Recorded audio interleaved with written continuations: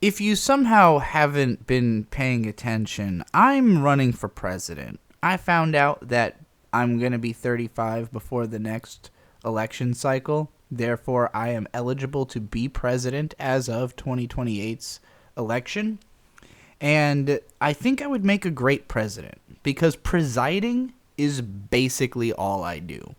Currently, I'm like the president of Analysis YouTube. I'm the person who is presiding over it, defining the parameters of it, cataloging it, making it clear who is in it, and who I think needs to do better. I have been thinking, how do I express my presidential nature to a YouTube audience? Because right now, this is the best platform I have for pitching my presidency. And when I am president, I intend to use YouTube as president. I intend to live stream. I think, obviously, if somebody's trying to double speak me or big league me when I'm president, I'm the representative of the people. So I need you to understand what's happening to me as much as possible because I'm functionally your avatar when I'm president. Because I think the world deserves to know what the experience of being the U.S. president actually is, even just from a historical standpoint. It would be so edifying. Also, it's not as though it's particularly mysterious as is. So I'm going to express that to you by presiding over the president. I'm going to look at what President Trump's doing and report on it. Maybe every day, depending on if people think that this is interesting, or if I think it's interesting, or if there are other people I need to follow more closely. Because while Donald Trump is the president and I'm trying to step into that role, so it will be edifying for me to watch his movement as well, there are plenty of other people in the political sphere who I will be presiding over once I am president. And I think having a sense of those people will be even more important than having a sense of the guy that is stepping out of office when I'm stepping in. I need to know a lot more about the people Trump is setting me up to interact with than I need to know about Trump himself. But today's Inauguration Day. I don't know if PBS tracks every single thing that the president does at all times, but today, PBS is tracking everything the president's doing at all times. So I have a full breakdown of Donald Trump's movements throughout the day, and I can literally assess his presidency. Now, granted, this is a tertiary viewpoint. Me reading someone else's description of a report of someone's description of what Donald Trump was doing today. And it also includes details beyond just what Trump was doing, but that are relevant to him or to the sphere surrounding him. I will also be judging and presiding over how this article is written. What information that is in here I think was necessary or meaningful, and how it could have been presented differently, or if it should have been elaborated on, that kind of stuff. So the coverage from PBS starts at 7:30 a.m. Eastern Standard Time. Biden pardons Fauci and Milley in an effort to guard against political revenge by Trump. That's not Trump's movement, so I'm not going to talk about that. Trump will get a hold of an old X account. The White House's official X account and its 37 million followers will shift around midday from Joe Biden to Donald Trump. The process is similar to Inauguration Day 2017 when the POTUS account created during Barack Obama's tenure was transferred to Trump's first administration. The same will be true for White House, the First Ladies, FLOTUS, and VP for Vice President. Twitter suspended Trump's personal account, Real Donald Trump, in 2021 after the insurrection at the U.S. Capitol. But Trump supporter Elon Musk later bought Twitter, renaming it X, and Trump rejoined the platform last summer, though he uses his Truth social network more. So, okay, something is very unclear to me about the way this is written. Did Biden take over the POTUS account? Because if so, that wasn't mentioned here. They mention that Trump took it from Obama. They mention that Trump's taking it from Biden. They don't mention if Biden took it from Trump. Like, is this just a thing that always happens, or is this a thing that Trump keeps doing by himself? The fact that that's not clear in the article is deeply frustrating, because that means I have to go elsewhere to research that to find out. The same will be true for at White House, the First Ladies, FLOTUS, and VP for the Vice President. So it sounds like this is just what they do. It's nothing to do with Trump. So framing it that way, where you're reminding us that this happened from Obama to Trump, but then not mentioning that it happened the next time, that's a weird framing. You're making it look like it's a Trump thing, but it seems like it's just all of the accounts that are relevant to specific stations are passed forward to whoever inherits the station. Next, this article says, Twitter suspended Trump's personal account at Real Donald Trump in 2021 after the insurrection at the U.S. Capitol, but Trump supporter Elon Musk later bought Twitter, renaming it X, and Trump rejoined the platform last summer, though he uses his Truth Social network more. I don't care about the Truth Social part of that, whatever. That's just how Trump maintains his core power base of his super sycophantic fans who are super DTF to do shit like go insurrect the Capitol and all that. Making sure those people still have a place that they can say whatever the fuck they want and not get kicked off of it, even in a social sense. Because even if Elon Musk owns X, most of the people addicted to X are still liberals who are still just crying about the fact that Elon owns X instead of going to Blue Sky like a fucking sane person. Anyway, I want to break this part of this article down because even though it seems like a small detail, this is the first time I'm really talking about all this. So I want to talk about Trump, Elon Musk, what they're doing, what this is about, what this play was about. I'm sure you understand living in a chaotic world that nobody feels safe. Everybody wants to feel safe. And people who are really insecure and also really intelligent, and I'm putting both Trump and Elon Musk in that category, but intelligent does not mean worldly, it does not mean wise, it does not mean caring, it does not mean empathetic. It means you know things. These guys know things. They don't know things that are useful to you and I. They don't know things that we value. They know how to get power. They are very good at getting power.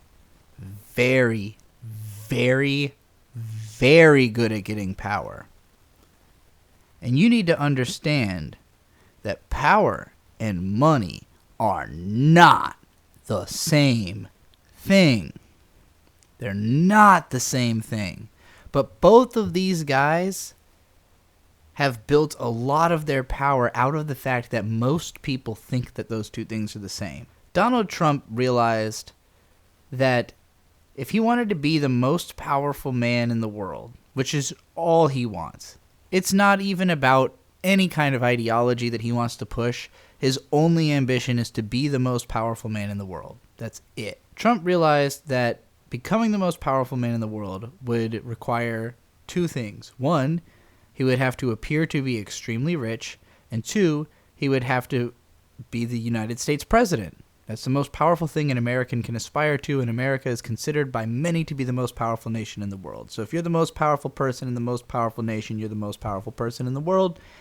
And if you can do it for 8 whole years, which is the maximum term allowed in America, even better. And if you can convince Americans that they love you so much, they're going to change term limits or change the whole structure of the government in a way that allows you to continue to be powerful because, you know, you're still kind of competing with FDR. He got 4 whole fucking terms before they changed the rules. Can you really say you were the most powerful American ever?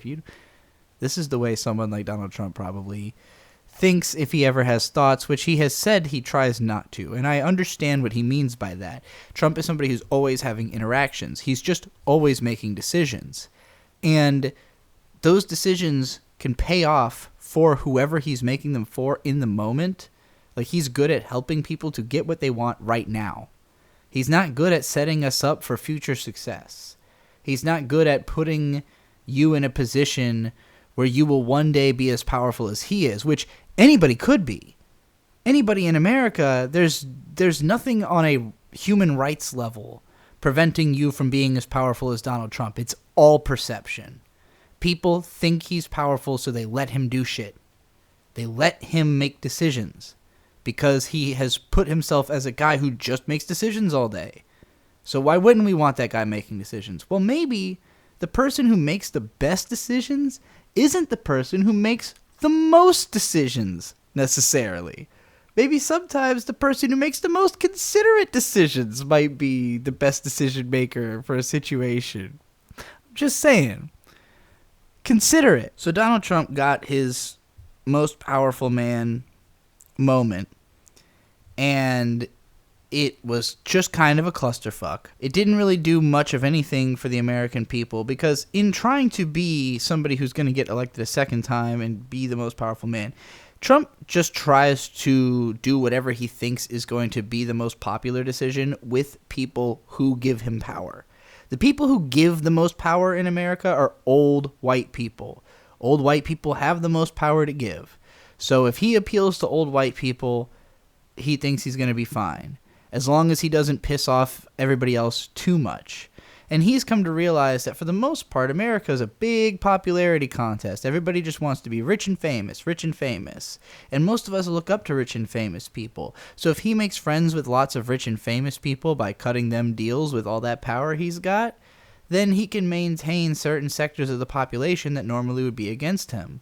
Like black men who love Snoop Dogg and don't really care about liberalism because they're transphobic and homophobic, so they go vote for Donald Trump. That's who he captivates. That's how he maintains his power base, is he reaches into sectors that historically nobody even was trying to touch these people, because they're thinking, I just need to appeal to the old white people. But it's like, what if you appealed to old white people and old black guys? Whoa, now you got even more hold on the American mind. Now, Elon Musk, his power grab is much more insidious, because whereas Trump just wants to be popular and powerful and will just do heinous things in the name of that, Elon Musk has specific goals in mind. He is this techno-futurist accelerationist who really just wants the ability to push technology as far as it can be pushed right now. He's like, whoever has the most advanced ideas should have all of the resources pushed into them, because even if it leads to negative consequences for some people, well, those people's lives weren't that good anyways. So, whatever. If they die, were they really going to have a good time? Were they going to invent anything? Were they really... This is the way somebody like Elon Musk thinks. He's not thinking about the fact that every single unique perspective offers something intangible that we have no idea what it could produce in the future. He's just thinking about whatever we got right now, let's put everything into that. In other words, he's a fucking terrible futurist. He just is trying to burn up all the fuel on Earth, hoping that he will get his rocket ship to Mars and fuck everyone else if they don't make it. As long as he makes it, he thinks he's got a shot at repopulating with literally his seed and the seed of, whoever he can get to fund his efforts that he may or may not take with him, people he'll betray when they're all on the spaceship and somebody has to actually run the thing and people start freaking out and cannibalizing one another. So Elon realized that Twitter had helped Trump tremendously in winning the 2016 election. And so when Trump lost in 2020 and then got banned from Twitter, he saw this as, okay, the Democrats are making like a power gesture to try to make sure Trump doesn't happen again. And I would prefer if Trump did happen again, because that will help me to make a lot more money, because he works well with billionaires and with rich people. And when Trump realized that working with people like Elon Musk would help him get the presidency back, he went all in on that. More money was spent on getting Trump reelected than has been spent on all of the elections ever combined. It is unfathomably the most expensive election of all time. All just to eke out that extra tiny bit of percentage, that little bit of sway. An unbelievable amount of effort was put into getting the people who vote to not choose the power structure that was already in play, but instead to let the tech oligarchy continue under a guise of a guy who keeps claiming to be populist by just like parroting whatever was like the biggest news story that day, like, and the take he saw with the most upvotes, basically. Whereas Donald Trump realized that you really just have to look incredibly rich for people to look to you for decision making, because they think, oh, you're rich, therefore you're powerful, therefore you will help me to gain power. Elon Musk had the means to just become the richest guy. He figured, hey, people aren't going to listen to me because I'm weird and not charismatic and like stilted and awkward. But if I just have the most money, people are going to take what I say seriously because I have the most money. And it is a game. It's a game that the more sociopathically you play it, the easier it is to win. And so the farther you are from naturalistically humane, it took Trump 70 years to figure out exactly how ruthless and full of shit and how far apart from reality he needed to be to become president. Elon Musk took no time at all to be a billion years away from being a human being and and amass as much money as possible in the effort of doing whatever he wants. But ultimately, all that money can only ever buy you as much skill as humanity has. And if there's only a few people who you've taught how to fucking do anything, and they aren't really capable of solving the equation you're trying to solve in the time frame you want, buddy, you're shit out of luck. And Elon Musk is not doing anything to empower the poor and get more.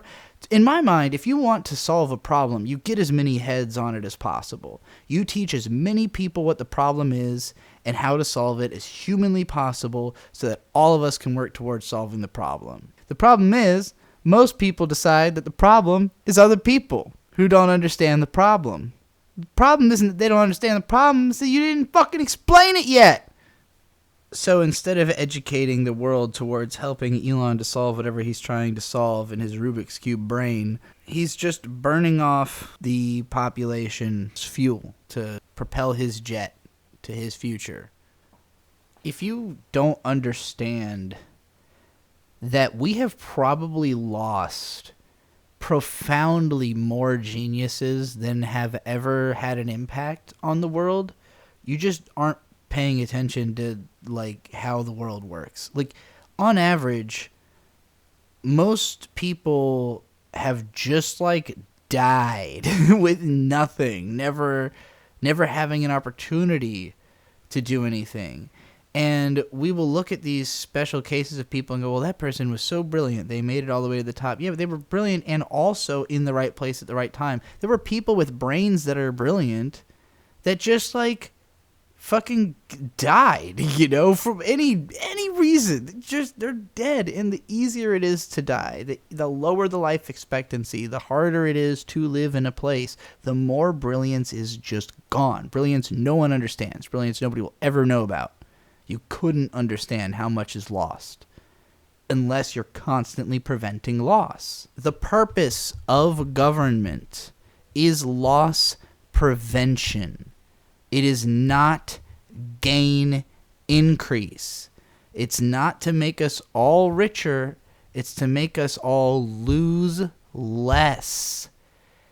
When you have a society that is angled around making everybody richer, you fall into gambling habits and fallacies that, yeah, some of the time will make some of the people have some of the victories, but nobody wins forever all the time.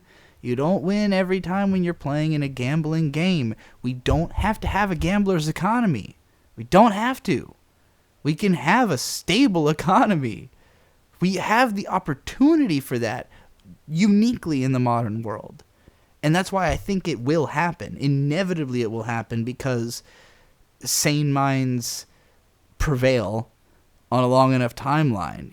Dementia-ridden old people, while they may have all the power, they don't have the sanity to implement the necessary systems for humanity's survival. We have to wait for these old fucks to fucking die for us to take the power and be able to do what we need to do to fix this society. Sorry to say it. And I'm not saying every old person. I'm talking about the people who are in power, even though their brain is turned into mush and they don't know how to listen to new ideas at all. They're only concerned about how they get more power. How performing at the inauguration could impact musicians. The people who are coming out and participating directly are still a small subset of the entire universe of what we call celebrities, said Robert Thompson, a professor of pop culture at Syracuse University. But we're seeing a lot more celebrities who are coming out and supporting Trump. There may not be that distinct division that we saw before. Yeah, because he's got the power again. They wouldn't be if he wasn't president, but he's literally offering like favors to the friends of rich people that are in jail in order to get their support, like Snoop Dogg. It's not, that's too little of the story being told here. Also, this is such a tangent. 4 long years of American decline. Trump rally speech echoed his campaign. Addressing a packed crowd at Capital One Arena in Washington, D.C., Trump stayed consistent with the framing he often used in his campaign. He criticized Biden's term as a failed administration and promised to end the reign of a failed and corrupt political establishment. Tomorrow at noon, the curtain closes on 4 long years of American decline, and we begin a brand new day of American strength and prosperity, dignity and pride, he told supporters. That's a bit mean. I don't know that we've been in decline for 4 years. I'd say we've been in decline well, no, I don't think we've been in decline at all. We've only ever gotten better. The sad fact is that we've only ever gotten better and things have just always been really fucking shitty. Trump plans to sign a lot of executive orders today. Trump forecasts signing as many as 100 executive orders on his first day, possibly covering deport. Okay, I'm not going to read the speculation. Capitol flag at full height for Trump. The U.S. flag over Capitol will be flyed at full staff for Donald Trump swearing in, despite an order from President Joe Biden that the flags be lowered for 30 days following the death of President Jimmy Carter. I believe the flags are down literally everywhere else in the country aside from the Capitol, so I do kind of understand the idea of like, okay, well, we got a new president coming in, so like we could, but I don't know. That just feels like a very petty thing to throw into the article, but sure, whatever. 7:50 a.m. Moving Day Madness. The transfer of families is a frenetic Inauguration Day ritual of approximately 5 hours where the White House is turned over from the outgoing presidential family to the incoming one. Oh my God, they do the whole move in 5 hours? I mean, I can see how that's possible with a crew that's like, they probably do rehearsals, right? Like, they're probably very well prepared for it. But I've moved a lot of times. 5 hours is a very impressive turnaround for getting one family out and another family in. In that time, while the outgoing and incoming presidents are together for the inaugural ceremony, White House residence staff hustle to inventory belongings, pack and move out one family, prepare the residence for its new occupants. Is he going to spend any fucking time there? The process wasn't always so efficient, though. Yeah, no shit. Biden has set the presidential record for the most individual pardons and communications issued. He announced on Friday he would commute the sentences of almost 2,500 people convicted of nonviolent drug offenses. Yeah, based. That sounds awesome. Good looking out at the end there, Biden. I'm not reviewing your presidency. This is just about the new one, because I don't have time. I don't have time to go back. I can only go forward, all right? And please let me know what other politicians I need to be watching, who are being tracked, like who I can find this information about without literally stalking them, because I can't do that. Like, give me the information about the politicians that I need to be giving performance reviews, particularly if they give speeches. Like, if somebody gives a speech you think I need to review, let me review the speeches. All right, 8:31 a.m. Eastern Standard. We don't have to stand out here on the lawn to show our support. Pam Pollard, a former National Committees woman from Oklahoma City, arrived in Washington nearly a week ago and said she was in line to sit in a reserved section at the inauguration before it was moved inside. She agreed with the change because people could get so caught up in the moment that they might endanger them. Yeah, I don't care. Yeah, they went inside. It's fucking cold.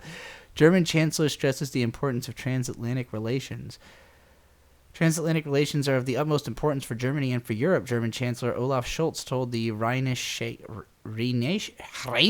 Post, and NATO is the guarantor of our security. That is why we need to stable relationships with the USA. Sure, I like Germany. Why wouldn't we have stable relationships? Milley says he's deeply grateful for Biden's pardon. Retired General Mark Milley says, yeah, I bet. Who the fuck's not grateful for being pardoned? That's not news. This is the trip of a lifetime. Vince Philippine, 71, and his wife, Diane, 68, came to the inauguration from their Central Florida home. A gift from their sons. Wow. Heartwarming? Who gives a shit? Pardons for the January 6th committee and Washington police officers. Biden pardoned members and staff of the January 6th committee that investigated the attack. I don't care. Foreign leaders descend upon Washington for Inauguration Day. Trump may be breaking a tradition on Inauguration Day. No heads of state have previously made an official visit to the U.S. for the inauguration. It's not clear whether foreign leaders will attend the swearing-in ceremony or other events. Well, we'll find that out by the end of the day, won't we? 8:46 a.m. Eastern. U.S. flag atop White House flying at half-staff. What the fuck? Why did they even... Okay, so... They were like, nah, PBS called us out for putting it the wrong way, so we're going to fix it now. Trump complained that flags at the U.S. Capitol would fly at half-staff when he takes the oath of office to begin a second term. Many Republicans... Where did he complain about? Citation would be appreciated. This article really is lacking in citations. This is PBS, by the way. This is like the government-funded news, right? Guests arrive at St. John's Episcopal Church for Inauguration Day service. Among the other guests are Secretary of State designate Marco Rubio, Argentina President Javier Milei, and the president's daughter Ivanka Trump.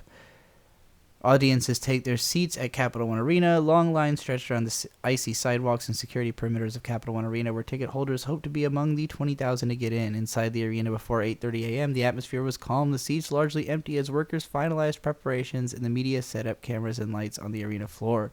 Elon Musk and several of President-elect Trump's cabinet picks are already in the pews awaiting his arrival and the start of the service at the historic church on Lafayette Square. Security and inauguration staff scolded members of the press inside for stray equipment in the hallways, saying doors would be held for the general public until it was cleared. Why is that in the article? I've been to a lot of conventions, okay? I understand that there is shit in the way sometimes. That is not news. That's so funny. They were really taking minutes on this shit. 8:55 a.m. Eastern. White House press office is emptying out. Cupboards and drawers have been emptied, the walls are bare, and all personal items have been boxed up, including in Press Secretary Karine Jean-Pierre's office. Most of the press office staff wrapped up their government service last week. A couple of press secretaries and assistants remain to see Biden through tea with Trump. Tea with Trump? The ride to the Capitol for the inauguration and Biden's departure ceremony afterwards. Okay, so what happened during tea? Biden and Trump just had tea this morning? Well, guess it's your turn again. Yep. Well, I'm going to say a lot of shit about you today. Yeah, I expect that. Trump enters church for service ahead of inauguration. President-elect Donald Trump has entered St. John's Episcopal Church with his wife Melania for service ahead of the inauguration, taking part in a long presidential tradition. The Trumps spent the night at Blair House and will head to the White House for a coffee and tea with Joe Biden and First Lady Jill Biden following the service. Okay, I hope we get some more details about this fucking little tea party, because I'm imagining the gayest little anime shit in my mind. 9:10 a.m. Eastern Standard. Prayer offered for Trump. The prayer for Trump and Vice President-elect J.D. Vance asked that God give them wisdom and strength to know and to do. That's a shitty prayer. To know and to do. How about to know the right thing and to do the right thing? Dr. Fauci says he appreciates Biden's pardon and says he has committed no crime and sees no grounds for prosecution. Trump tells supporters to never ever give up in new video. Trump's team released the video online on Monday ahead of his swearing in, and it portrays him as an outsider who overcame his legal problems to win a comeback to the White House, ushering in a new chapter for America. The video stitches together footage of his courthouse appearances for his criminal trial last year, his mugshot from another criminal case in Georgia, and images of prosecutors and judges involved in some of the other cases he faced, along with images of his visits to UFC matches, his campaign, and the Republican National Convention. In a voiceover, Trump tells his supporters they have to never ever give up and treat the word impossible as nothing more than motivation. Trump has definitely seen Tengen Toppa Gurren Lagann. Trump has definitely seen that video of the Japanese fisherman guy going, Neba Kibu Apu. Like, there's no way that he hasn't seen those things. 9:27 a.m. Eastern Standard Time. Trump to issue orders on immigration, AP source says. President Donald Trump is going to issue a series of orders aimed at remaking America's immigration policies on his first day in office Monday, ending asylum access. Asylum access. Why would you deny access to asylum for refugees? What do you gain to deny that? I don't understand the gain of that in any way. Sending troops to the southern border and ending birthright citizenship. That one is crazy. Crazy. Ending birthright citizenship. First of all, I want to know, is he talking about taking away citizenship from people who already had birthright citizenship? Because that's a war. That right there is civil war. If that's what he's talking about. If he's talking about ending it as a future prospect, that is unfathomably unpopulist. Because he's acting like that's a Mexican issue when that is just America's fucking immigrants to this day, like newly and still at all times. It is, you cannot end birthright citizenship. He could talk about doing it, but if it actually happens, it's going to be a big fucking deal. The next paragraph of this article says it's unclear how he would carry out some of his executive orders, including ending automatic citizenship for everyone born in the country, while others were expected to be immediately challenged in the courts. Yeah, this is one of those things where sometimes Trump says shit that sounds like it couldn't possibly happen, but then you have to remember that, like, the government's entirely conceptual. Anything can happen. You just have to be very vocal about why it shouldn't happen. For instance, that all of us are birthright citizens in America, except, like, if we really were trying to end birthright citizenship, only Native Americans would qualify as American citizens, because they're people who were actually here and did not immigrate here within a history we can identify, a span of history we can identify. Like, how do you define it? The people who founded the country were fucking immigrants. The service concludes with the congregants singing America the Beautiful. The Trumps held hands as they filed out of the church, and the president-elect nodded and offered smiles to the churchgoers as he exited the sanctuary. Hours before Trump and Vance are expected to be inaugurated, seats designated for Elon Musk, Tucker Carlson, and others were among the closest to the platform where Trump will be taking the oath of office. Yeah, whoever's going to talk about the experience has to have the best seats in the House, of course. Even Musk's mother, May Musk, or whoever's paying for it, had a better seat than the majority of House and Senate lawmakers. He paid for it. It's a show. Biden is asked how he's feeling. Good. It's a beautiful day, he said. Yeah, I think he's probably impressed every day he's still alive, like my granddad who's 90. Harris arrives at the White House. Biden and First Lady Jill Biden greeted the Vice President and her husband Doug Emhoff at the Pennsylvania Avenue side of the White House. 9:33 a.m. Trump leaves church for White House. Trump has left St. John's Episcopal Church after a prayer service ahead of the inauguration. He and his wife Melania are next expected to be welcomed by President Joe Biden and First Lady Jill Biden, where they will share tea and coffee at the White House. Let's get to that tea. The private meeting is another presidential transition tradition. It's a stark departure from 4 years ago when Trump refused to acknowledge Biden's victory or attend his inauguration. Oof. Salty ass bitch. Trump will order rolling back protectors for transgender people. Uh-oh. Trump will sign an executive order declaring that the federal government would recognize only two genders, male and female, an incoming White House official said Monday. I'm going to read the rest of this, and I'm hoping there's some clarification on what the fuck that means. When did the federal government ever recognize more than two genders? When was that ever a thing? Does this affect me as a trans woman? Like, I identify as a woman. Like, does that even affect me in any way? Like, this only affects non-binary people. who don't have anything. There's nothing. There is no recognition of non-binary gender. So what the fuck does this change? The order undoes parts of one President Joe Biden signed on his first day in office 4 years ago. Trump's order could restrict access to gender-affirming medical care and sports competitions for some transgender people. How does recognizing only two genders do that in any way, though? If you're trans and you're trying to participate in a gender-oriented... The official said only two sexes will be recognized on passports and visas. That's annoying and stupid, so I hope that gets undone or isn't going to happen. I mean, did we have a non-binary thing we could put on a passport or a visa, even? The move is not a surprise. Trump criticized transgender and non-binary rights in his campaign, airing one ad more than 15,000 times that proclaimed Kamala is for they, them, President Trump is for you. I've seen that ad plenty of times myself. Civil rights groups were preparing to challenge Trump's restrictions in court before he took office. We are going to persevere. We are going to continue in our work, and we're going to... This is another thing that just sounds like a distraction. Like, how meaningful... What does it mean to recognize two genders? Again, like, that doesn't mean anything. Recognize in the context of that it's on your passport. Can I even put they, them on my... Like, y'all don't realize how hard it is to legally change your gender in most of America. Like, in California, apparently you can do it fairly flippantly, because I know people who've done it as, like, a joke.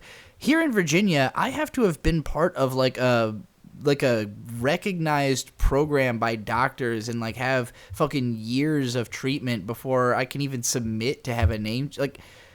I haven't changed my sex on my ID because it's so difficult, much less to just put non-bi. It's just not a thing. It doesn't mean anything.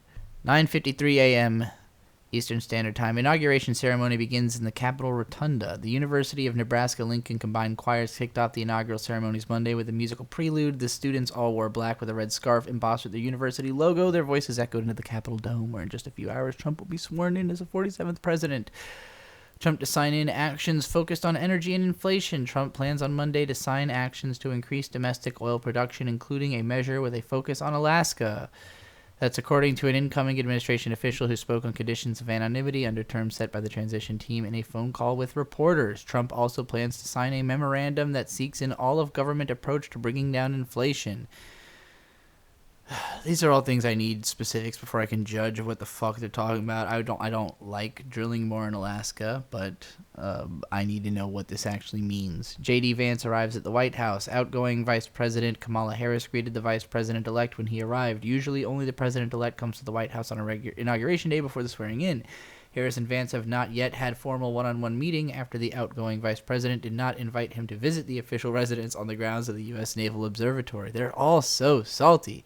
Harris and Vance were accompanied by their spouses and all shook hands and posed for a picture. Of course they did, because the dust has settled and they don't have to do this shit anymore. Key people from Trump's first administration among attendees in indoor event. The lineup will include Arkansas Governor Sarah Huckabee Sanders, who served as Trump's press secretary, along with former aide Kellyanne Conway and Texas Representative Ronnie Jackson, who was Trump's White House physician. Former White House advisor Peter Navarro, who served prison time related to the January 6th attack on the U.S. Capitol, is returning to Trump's administration as a senior counselor for trade and manufacturing, is also expected to give remarks.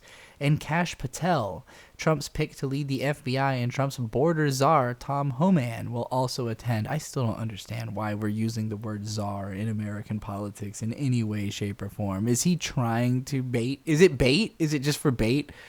Trump's like, you think I love Russia? I'll show you how much I love Russia. It's so much of this is goofy. I guess these are just the names I gotta be keeping track of. A Jumbotron sighting gets the crowds energized.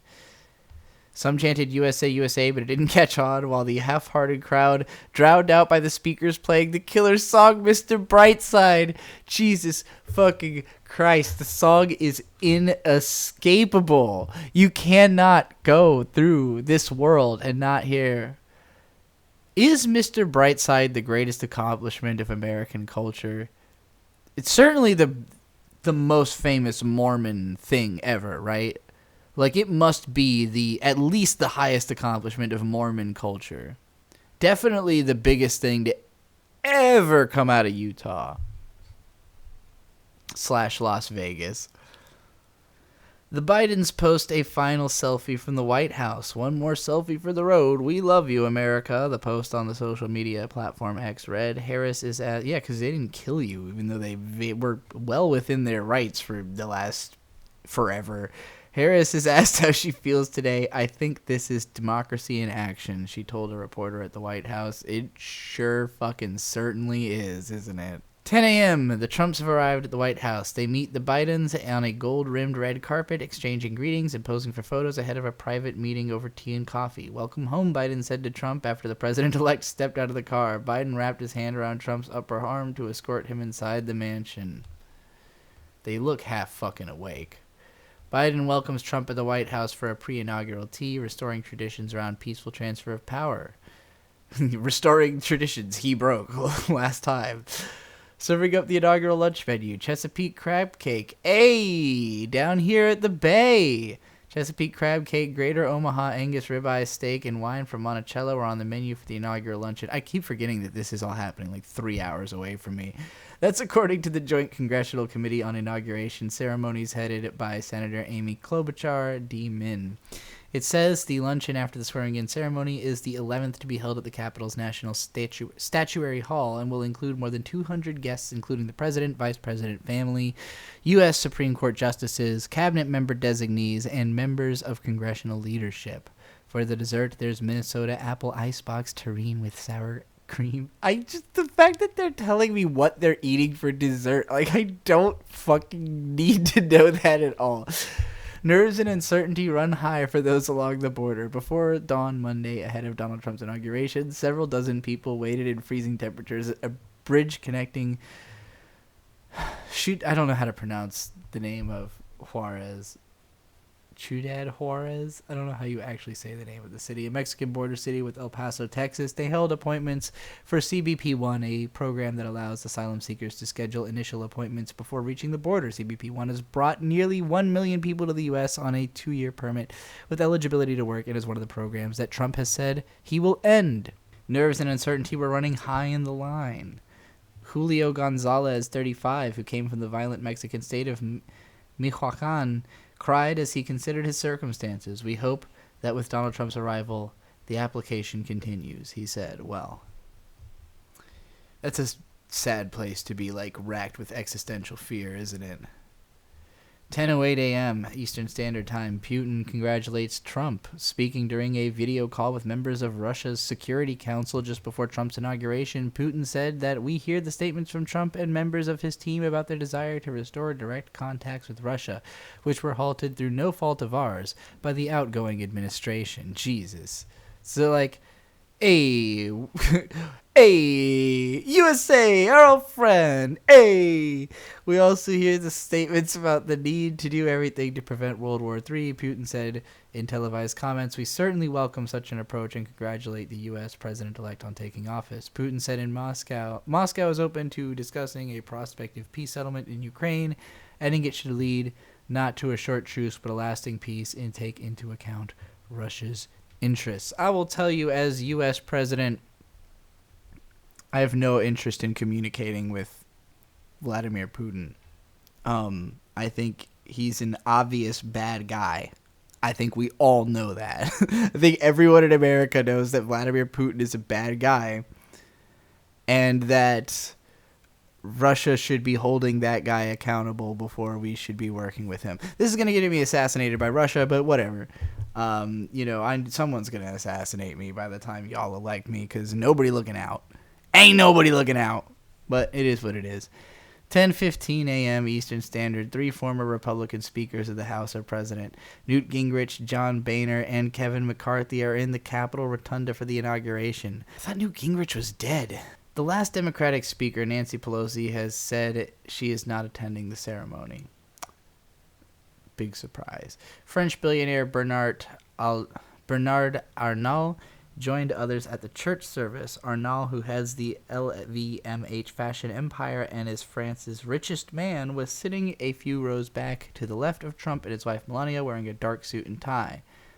LVMH's many brands include Louis Vuitton and Dior, and its influence and Arnault's wealth make the low-key billionaire powerful. What's low-key about being a billionaire owner of Louis Vuitton and Dior? There is nothing low-key about this man. That's why you're talking about him. LVMH had a stellar year in France last year, especially as a high-profile sponsor of the Paris Olympics. Arnault also was a key donor toward the reconstruction of Paris's Notre Dame Cathedral after its fire in 2019. They're really, like, blowing this guy in this article. Like, they are trying to create a very positive image of Bernard Arnault, a dangerous billionaire who's friends with Trump in this article, which is weird considering the perspective of this article. Biden says he wrote a letter to Trump. It's become tradition for the outgoing president to write a letter to his successor and leave it in the drawer of the Oval Office desk for the new president to find. Biden declined to say what he said in the note. Trump wrote Biden a note 4 years ago. Are they supposed to say what they wrote in the note? It's probably some kind of stupid in-joke. Pence is attending today's inauguration ceremony. This is a day when every American does well to celebrate our democracy and the peaceful transfer of power under the Constitution of the United States, the former vice president wrote in a post on the social platform X. Get on Blue Sky, y'all. We encourage all our fellow Americans to join us praying for President Trump and Vice President Vance as they assume the awesome responsibility of leading this great nation, he added. Trump and Pence once had a close relationship, but had a falling out when Pence refused to go along with Trump's unconstitutional scheme to overturn the results of the 2020 election. Pence ran against Trump in the GOP primary, but dropped his bid before any votes were cast. He had been critical of several of Trump's proposals for a second term, with a group he runs urging Republicans not to confirm Robert Kennedy to lead the Department of Health and Human Services. Yeah, that's probably not a great idea. I don't know why they let him do that. 10:27 a.m. House Republican women arrived at the rotunda wearing various shades of red, a nod to the GOP's signature hue. No shit. Harris and Biden make their final posts on X. What are the most and least popular parts of Trump's agenda? I don't care about this part. Chief Justice John Roberts will administer the presidential oath of office to Trump. It's the fifth inauguration for Roberts, who swore in Barack Obama twice, Biden once, and now will stand opposite Trump for a second time. In the first inaugural ceremony for both men in 2009, Roberts and Obama combined to flub the constitutionally prescribed oath and then met at the White House for a rare do-over just to be safe. Guess what? Guests begin to arrive at the Capitol. Among the first people, high-ranking officials to arrive at the Capitol Rotunda on Monday was General C.Q. Brown, chairman of the Joint Chiefs of Staff, who is sitting on the platform where Trump will take his oath. Current and former House and Senate leaders also arrived, including former Republican leader Mitch McConnell and his wife, former Trump cabinet member Elaine Chao. Supreme Court Justice Brett Kavanaugh will administer oath of office to Vance. Kavanaugh has known Vance and his wife Usha since their days at Yale Law School. Vance was I don't care about this shit. This is written like such a fucking gossip article. 10:35 a.m. Flags are up at the Capitol. Flags that had been lowered are back up. The fucking flags today. The flags, they cannot figure out the flags. Apparently, House Speaker Mike Johnson ordered to raise the flags back up. All right, so Mike came in and said, I thought we said the flags are going up. And they were like, yeah, but PBS said, I don't care what the fuck PBS says. Put the fucking flags up. I'm just trying to imagine what's happening, the reality of these situations. Second gentleman heads to the Capitol. Second gentleman Doug Emhoff. Who the second gentleman? The fuck does that mean? Second gentleman Doug Emhoff has exited the White House with Usha Vance, wife of Vice President-elect J.D. Vance, to go to the Capitol. What is the second gentleman?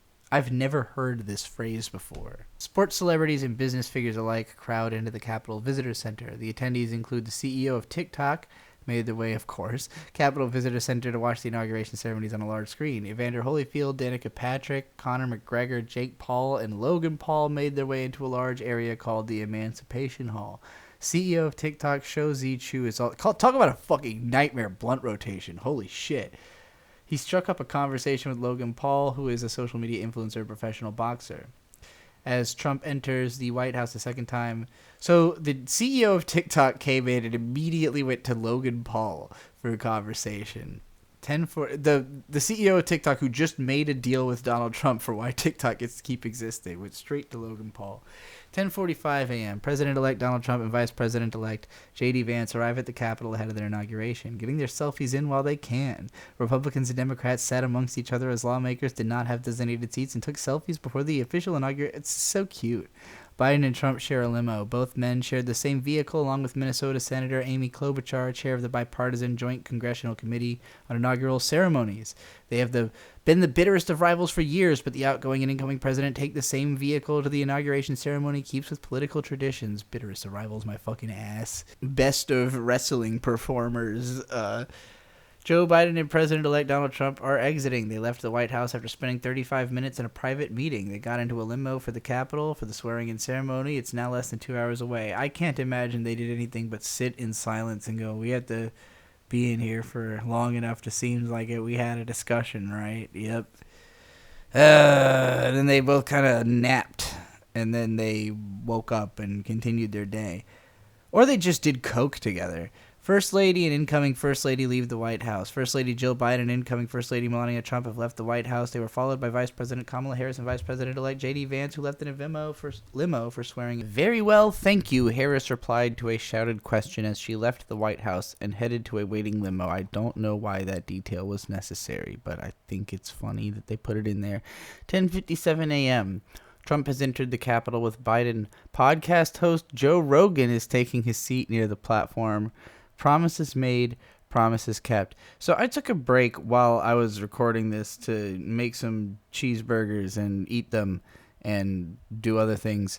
And in that time, I was really thinking about how every single time a name comes up in this list, like, think about all the names that aren't on the list of, like, people who you would hope would be at a presidential coronation. Like, if you were somebody who was, as an American, proud of your president, you thought like, oh, I'm so excited that the president is taking office.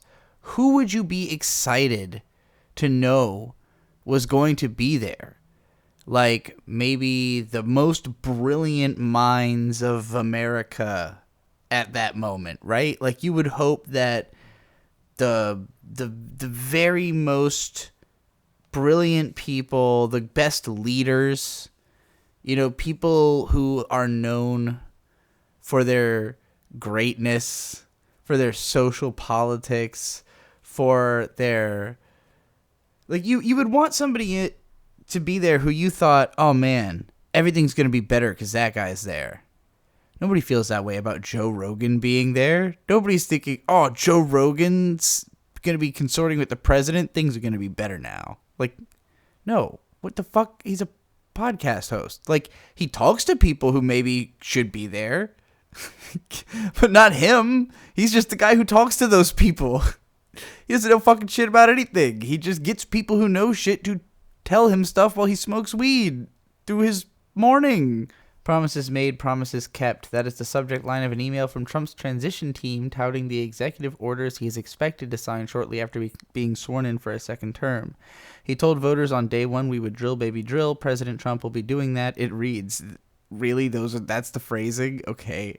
He told voters on day one he would end the invasion at the border. President Trump will be doing that. That none of that means anything. He told voters on day one he would restore common sense. President Trump will be doing that. Means less than anything. Congressional leaders arrive at the Capitol. Asked how he felt today, Senate Democratic leader Chuck Schumer said, feel great about the bills. The New Yorker had a royal blue cap in hand. The House Speaker Mike Johnson, a Republican, said, it's bright, sunny outside and bright in our heart. Johnson said he expects a lot of executive orders from Trump. House Democratic leader Hakeem Jeffries smiled and waved but declined comment. Man, they really had to keep the news going this morning, didn't they? 11:07, Italian-Argentine leaders are in the rotunda. Argentine President Javier Milei and Italian Premier Giorgia Meloni are in the rotunda. I hate that word.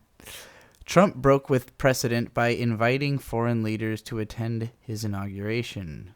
So, like, were they, like, nobody else allowed this to happen before? They all look like they do not want to be there. They look fucking like they are terrified for their fucking lives to be there. Pence and the Clintons get booed in arena. The crowd in the arena is not discriminate with their cheers. Anything from a man holding a Joe Biden you're fired sign to a shot of Rudy Giuliani has inspired enthusiastic applause, but a rare boo erupted from the crowd at the sight of Mike Pence walking into the rotunda.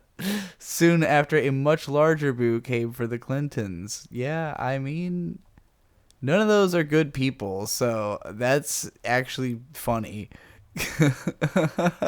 11:22 Eastern. Former vice presidents have arrived. Dan Quayle and Mike Pence arrived on the platform with a standing ovation from members of both House and Senate. CEOs have better seats than Trump's cabinet members. They paid more. It's an event. They paid more money. Y'all don't get it. This is Trump's America. It's a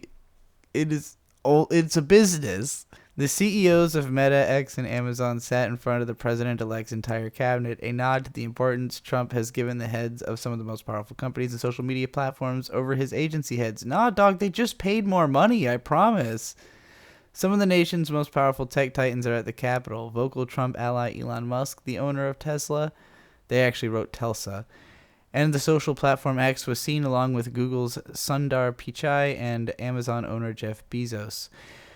Facebook owner Mark Zuckerberg and Apple CEO Tim Cook were also in the audience. The capacity shrunk significantly when the ceremony was moved indoors due to cold temperatures. Musk has also been tapped by Trump to lead an outside government group called the Department of Government Efficiency to slash bureaucracy. Yeah, that is the dumbest. We're going to make a department to lessen the number of departments. It sounds like dialogue out of Dr. Strangelove. All 9 Supreme Court justices are at the Capitol. The entire court entered, led by Roberts. Retired Justice Stephen Breyer is also there. Okay. Stage is being set. 11:34 a.m. Jill Biden and Doug Emhoff exchange a hug and a smile. Okay, don't care. Audience welcomes former presidents. The former presidents in attendance, Obama, Bush, and Clinton, drew applause from the audience. 2 former first ladies were there too. Wait, I thought Clinton got booed by the audience before. So now that he's with Bush and Obama, he's getting the okay. All right. Was it just Hillary getting booed? Or was it both the Clintons getting booed? 2 former first ladies were there too, but Michelle Obama skipped the inauguration. She wasn't with the former U.S. leaders and their spouses at former President Jimmy Carter's state funeral earlier this month either. No explanation has been given for her absences. She probably got some shit going on. The former first and second ladies that aren't attending. While former Vice President Mike Pence is in attendance at Trump's inauguration, his wife, former Second Lady Karen, is not. Karen Pence snubbed the Trumps earlier this month it seems like people don't like Mike Pence in his audience, so I don't know why she would be there. At former President Jimmy Carter's funeral, where she ignored Melania Trump's efforts to shake her hand, Michelle Obama also chose not to attend. Yeah, it sounds like they are not feeling very welcome in this group. 4:13 a.m. Proud Boys seen marching on Washington streets. A group of they're still around? The Proud Boys are still a thing? Oh boy, I mean, I guess they're back. A group of Proud Boys carrying pro-Trump signs and anti-Antifa marched on the streets in Washington as Antifa's not even still around, is it? People still is that a word still out in the world? Marched on the streets in Washington. It feels like we're like teleporting back in time. I've been saying that the 2020s are the decade when time folds in on itself, and like I didn't expect it to be like it's so quick. It's happening so quickly. The extremist group was known for street fights with anti-fascist activists when Trump infamously told them to stand back and stand by during his first debate in 2020 with Biden. Dozens of Proud Boy leaders, members, and associates have been convicted and sentenced to prison in the January 6th attack on the Capitol. It's unclear whether any might receive pardons promised by Trump. I think that does end up happening, spoiler alert, later in the day. I know a lot of you already know what happens in this story that I'm reading, but we're going through it chronologically because I want to do a full performance review of how the whole day was handled. It's just easier to interpret this stuff if you do it in order. Vice President-elect J.D. Vance enters the rotunda to roaring applause. Really? That little twink got roaring applause. All right. Trump will order the renaming of the Gulf of Mexico and more. A spokeswoman for... Oh, Jesus. Every time we get to one of these sections that is Trump will do this, it's like someone got a memo and we're reading this memo of some like absolutely preposterous thing that Trump is saying is like going to happen day one of him being in office. It's like, whatever. A spokeswoman for transition team says Donald Trump will order the renaming of the Gulf of Mexico at Alaska's Mount Denali in his first executive orders. Why Denali? What's going on there? Spokeswoman Caroline Leavitt said on the social platform X that Gulf of Mexico will be renamed Gulf of America, and Denali, the highest mountain in North America, will revert to Mount McKinley, its former name, until the Obama administration changed it in 2015. Why? What's the logic there? Okay, earlier this month, Trump floated the idea of renaming the body of water that forms the coastline along 5 southern states, saying he felt Gulf of America has a beautiful ring to it. It really doesn't. It doesn't sound... We don't need a Gulf of... We have New Mexico also. Like, are you going to change that? Are you going to change that to New America? Is that going to become New York? What are we doing with New Mexico? What are we doing with the fact that half of fucking America has Spanish names? Like, half the fucking cities in the country have Spanish names. Like, are you just going to start changing them all? I don't even think he wouldn't do that because it's, or say he was going to do that because it sounds equally as preposterous as, yeah, let's change the name of the Gulf of Mexico to the Gulf of America. For what purpose? So we can reprint every textbook, every map in existence? Just invalidate all data and have to redo it just for the hell of it, just for the sake of this bizarre propaganda. Again, these are distractions. As President Trump can take action to rename the body of water, although other countries don't have to adopt the new name. And they obviously, I mean, no two countries use the same fucking names for anything anyway, so that's not anything new. Okay, 11:50 a.m. Trump's purple tie appears to include a checkered pattern of red and blue. Okay, so I guess that's the symbolism of him trying to embrace both. It's Kendrick Lamar, everybody. This is the pop out right here, all right? It could be a potential nod to unity. Yep, sure. Trump attempts to kiss his wife's cheek, but was blocked by the brim of her hat. That is pretty funny, actually. Her hat has such a wide brim that he can't quite reach her face because it's like digging into his forehead.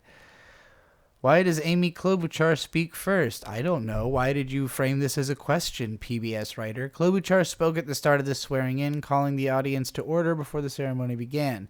The Minnesota Democrat has a prominent role because she chairs the Joint Committee overseeing preparations for the inauguration. So you just answered the, why did you frame it as a question? The decision to move the inauguration inside creates a split screen. Senior government officials, tech moguls, and donors are gathered inside the Capitol building attending the swearing-in ceremony in person. Meanwhile, thousands of Trump supporters, many wearing MAGA gear, are gathered at Capital One Arena to watch on screen.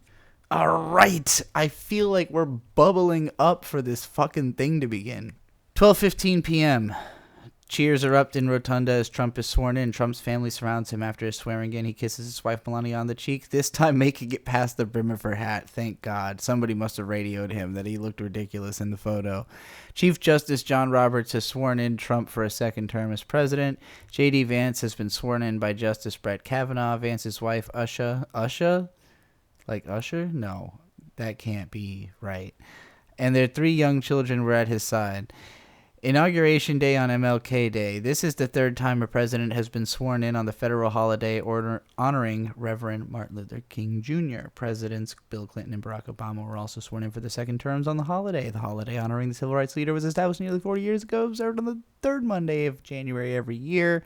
That's why I was able to hang out in the office and make videos all day. Speeches highlighting the endurance of American democracy. The bipartisan leaders of the 60th Inaugural Committee kicked off the ceremony by highlighting the importance of American democracy as the country is close to celebrating 250 years. That's it? What? That's so few years. Oh, God. Lincoln Bible redo. President-elect Donald Trump plans to use his own Bible, which was given to him by his mother, and the Lincoln Bible for his swearing-in ceremony.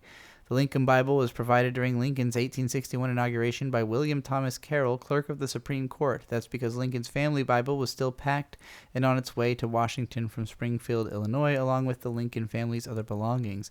I didn't know there was such thing as a family fucking Bible. In 2017, Trump stacked a family Bible atop... I don't have a family Bible, so I'm going to have to use this Lincoln Bible when y'all swear my ass in. He's set to do the same with his own Bible and Lincoln's this time. That recalls Barack Obama, who also used the Lincoln Bible during his first swearing in 2009. During his second in 2014, he paired it with a Bible that belonged to the Reverend Martin Luther King Jr. Hey, I'll use that too. I want the Dr. King Bible. White House staff turning over the mansion for Trump during inauguration. The staff of the White House residence starts the work of moving out one president and preparing the mansion for a new president as soon as the outgoing and incoming presidents leave for the inauguration at the Capitol. They have about 5 hours to do it. Yeah, we went over this.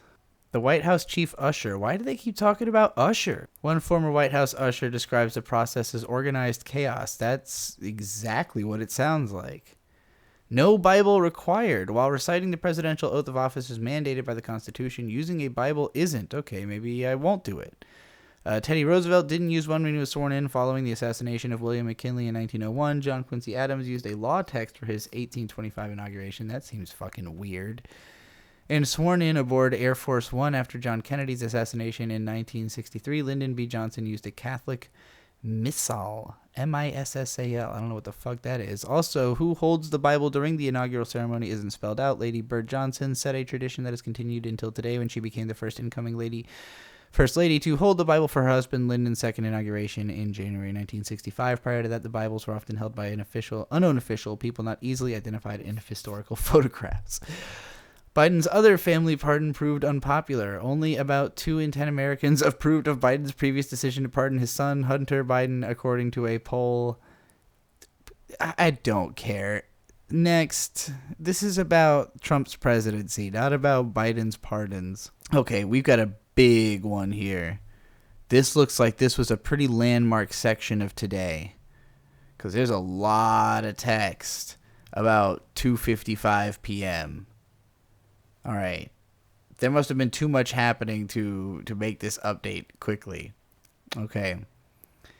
Milley's portrait in the Pentagon removed. Former chairman of the Joint Chiefs, General Mark Milley's portrait and nameplate has been taken down in the Pentagon. The portrait, which is a traditional way of honoring all former chairmen, was until at least 12:46 p.m. Monday still hung in the hallway by former chairman Joseph Dunford's portrait. Milley's portrait was just unveiled January 12th at a ceremony. Earlier today, former President Joe Biden pardoned Milley preemptively from any potential prosecution by Trump. Weird.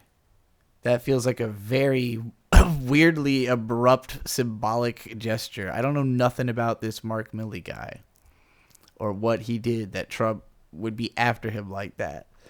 Trump is participating in a former signing ceremony at the Capitol. Flanked by members of Congress from both parties, Trump sat in a high-backed red chair at an ornate desk and began affixing his signature to documents. One act was related to cabinet duties. What was it? While another directed that U.S. flags be flown at full staff on Inauguration Day. So we finally resolved the flag thing.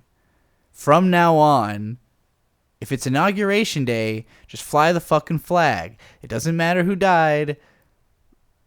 Trump had bristled at the idea of flying flags at half-staff as directed by Biden for 30 days to honor the death of former President Jimmy Carter. Carter died late last month. I understand. So, okay, this is one where, like, I get both angles, right? Obviously, Jimmy Carter, great man. We want to honor him. I also understand thinking, like, okay, but what if, like, an amazing man is always just died, 30 days before the president signing? Are we never going to have the flag at full mast for the inauguration? Can we at least make a rule that, like, we'll always do this one thing? I don't think that's an unreasonable... I think this is, like, the dumbest thing to care about at all. At all. But it's not a totally unreasonable thing as a decision to be made. It's not a bad decision other than in that it is a decision being made in the first place when it is so fucking inconsequential. She almost blew away, Trump jokes. Trump is joking about his wife's large hat, saying that she nearly blew away earlier when the two stepped outside to see Biden off. Okay, dad jokes. Who gives a fuck? That's not news. Biden leaves Washington aboard Special Air Mission 46. The military airplane taking Biden and his family to a respite in California started taxiing just before 2 p.m. for takeoff from Joint Base Andrews in Maryland. Before getting on the plane, Biden spoke at a farewell event on the base with now former staff members telling them we're leaving office, but we're not leaving the fight. God, I wish you would. Trump reverts to a rally-style weave. What, like a hairstyle? I hope not. It's a remarkable movement for the new president. Moments after being sworn into office, rambling into a long speech of familiar promises, grievances, and insults, Trump is holding court at the Capitol's Emancipation Hall, his vice president and the House Speaker looking on as he talks unscripted for what was expected to be a quick stop to supporters. Instead, he is speaking on a range of topics, a weave, as he has called it. He called it that? He said, let me do a weave? And then he just started saying shit? That's what you're saying? Where is this? I need to hear this weave. He's also going longer in his post-inaugural remarks than he did in his inaugural address, which ran for half an hour. The new president read from a teleprompter and was relatively staid in the Capitol Rotunda during his formal address. That speech was short by traditional inaugural address standards, but then he headed to another part of the Capitol and started talking in a more relaxed and jovial way. He didn't stop for 32 minutes, joking at one point, I think it's a better speech than the one I gave upstairs. Trump unleashed. After delivering a relatively staid inaugural address, reading from a teleprompter, Trump is now unleashing during a freewheeling, off-the-cuff second speech at the Capitol Visitor Center. I need to know what he's saying. Angrily railing against his enemies, promising action on what he calls the J6 hostages, calling former U.S. Representative Liz Cheney a crying lunatic, that's probably true, bashing what he calls the unselect committee of political thugs that investigated the January 6th riot at the Capitol. He's also criticizing the pardons Joe Biden issued right before Trump was sworn in and in recent weeks. Okay, he's just mad about what they did to his boys. Trump is speaking from Emancipation Hall at the Capitol Visitor Center. It's where rows of National Guard's troops took their rest on hard floors in the aftermath of the January 6th attack on the Capitol. Trump is reviving false claims about House this January 6th committee that investigated the attack, complaining about Biden's last-minute pardons for the committee members and staff. Trump said he decided not to mention the people who have been jailed for their roles in the violent insurrection during his inaugural speech, but is talking about them now during freewheeling remarks at the visitors. They keep saying the freewheeling line. How free are the fucking wheels? I was going to talk about the J6 hostages, said Trump, who has now vowed to pardon these involved in the violence, who he refers to as hostages. He says that action, not words, are what matter, adding, you're going to see a lot of action. Okay. I haven't seen any action yet. An acting defense secretary has been appointed. Okay, action. President Donald Trump is named an acting defense secretary because his choice to lead the Pentagon, Pete Hegseth, has not been confirmed by the Senate. Robert G. Salesses, Deputy Director of the Pentagon's Washington Headquarters Service, will fill in, two defense officials said, on the condition of anonymity to discuss an announcement that was not yet public. The service includes all of the Capital Region support services, including facilities management and the Office of General Counsel, and others that support the military branches and Pentagon leadership. Salesses served as a Marine in the Gulf War, earning a Bronze Star. The appointment was first reported by NBC. All right, I don't know anything about that dude, so y'all are going to have to tell me if that means anything. The Bidens make one last wheels up. Joe Biden's boarding a helicopter that will carry him to his post-presidency life, but the aircraft carrying him is no longer known as Marine One. Since Biden is now a former president, he and his wife, Jill, boarded a chopper technically known as Nighthawk 46, despite still having the presidential seal. There's so many little random fucking trivia bits in this article. Trump ends CPP-1. All right, the thing that other guy was worried about earlier, that happened. Ended the use of a border app called CBP-1 that has allowed nearly 1 million people to legally enter the United States with eligibility to work. A notice on the website of Customs and Border Protection on Monday, just after Trump was sworn in, let users know that the app had been used to allow migrants to schedule appointments at 8 southwest border ports of entry is no longer available. The notice said that existing appointments have been canceled. The move adheres to a promise Trump made during his campaign and will please critics who say it was an overly generous magnet for more people to come to Mexico's border with the United States. The CBP-1 app has been wildly popular. It is an online lottery system to give appointments to 1,450 people a day at 8 border crossings. They enter on immigration parole, a presidential authority that Joe Biden used more than any other president since it was introduced in 1952. I don't understand why you would want to shut down access to more controlled means of entering people into the country. They're coming. Trump can act like he's stopping immigration. He's not. Nothing he's done has done anything. He had 4 whole fucking years to demonstrate that there was any possibility of that being a thing he could do, and that wasn't a thing he could do. It's not a thing you can do. There's a massive border there, and guess what? All of California, all of New Mexico, all of Texas, all of Arizona, it's already Mexican. So I don't know what the fuck you think you're doing trying to kick out the people who were, frankly, here first anyways. This app sounds like it makes it easier for people to get in clean. You always want to facilitate anything that people are just going to do anyways. You want to make it easier for them to do it clean instead of having to do it dirty. This just sounds like Trump wants to fill up. I think it's gotten too hard to fill up prisons with black people, and so they're looking for excuses to fill up prisons with Mexican people because they think that the average American is less sympathetic to them because they don't speak English. And so it'll be easier to fill up prisons with people that English-speaking Americans aren't sympathetic enough towards. No longer President, Biden leaves Capitol. He and his wife Jill boarded a military helicopter on the grounds of the Capitol after Trump was sworn into office. Biden is going to Joint Base Andrews for a farewell ceremony with now former members of his staff.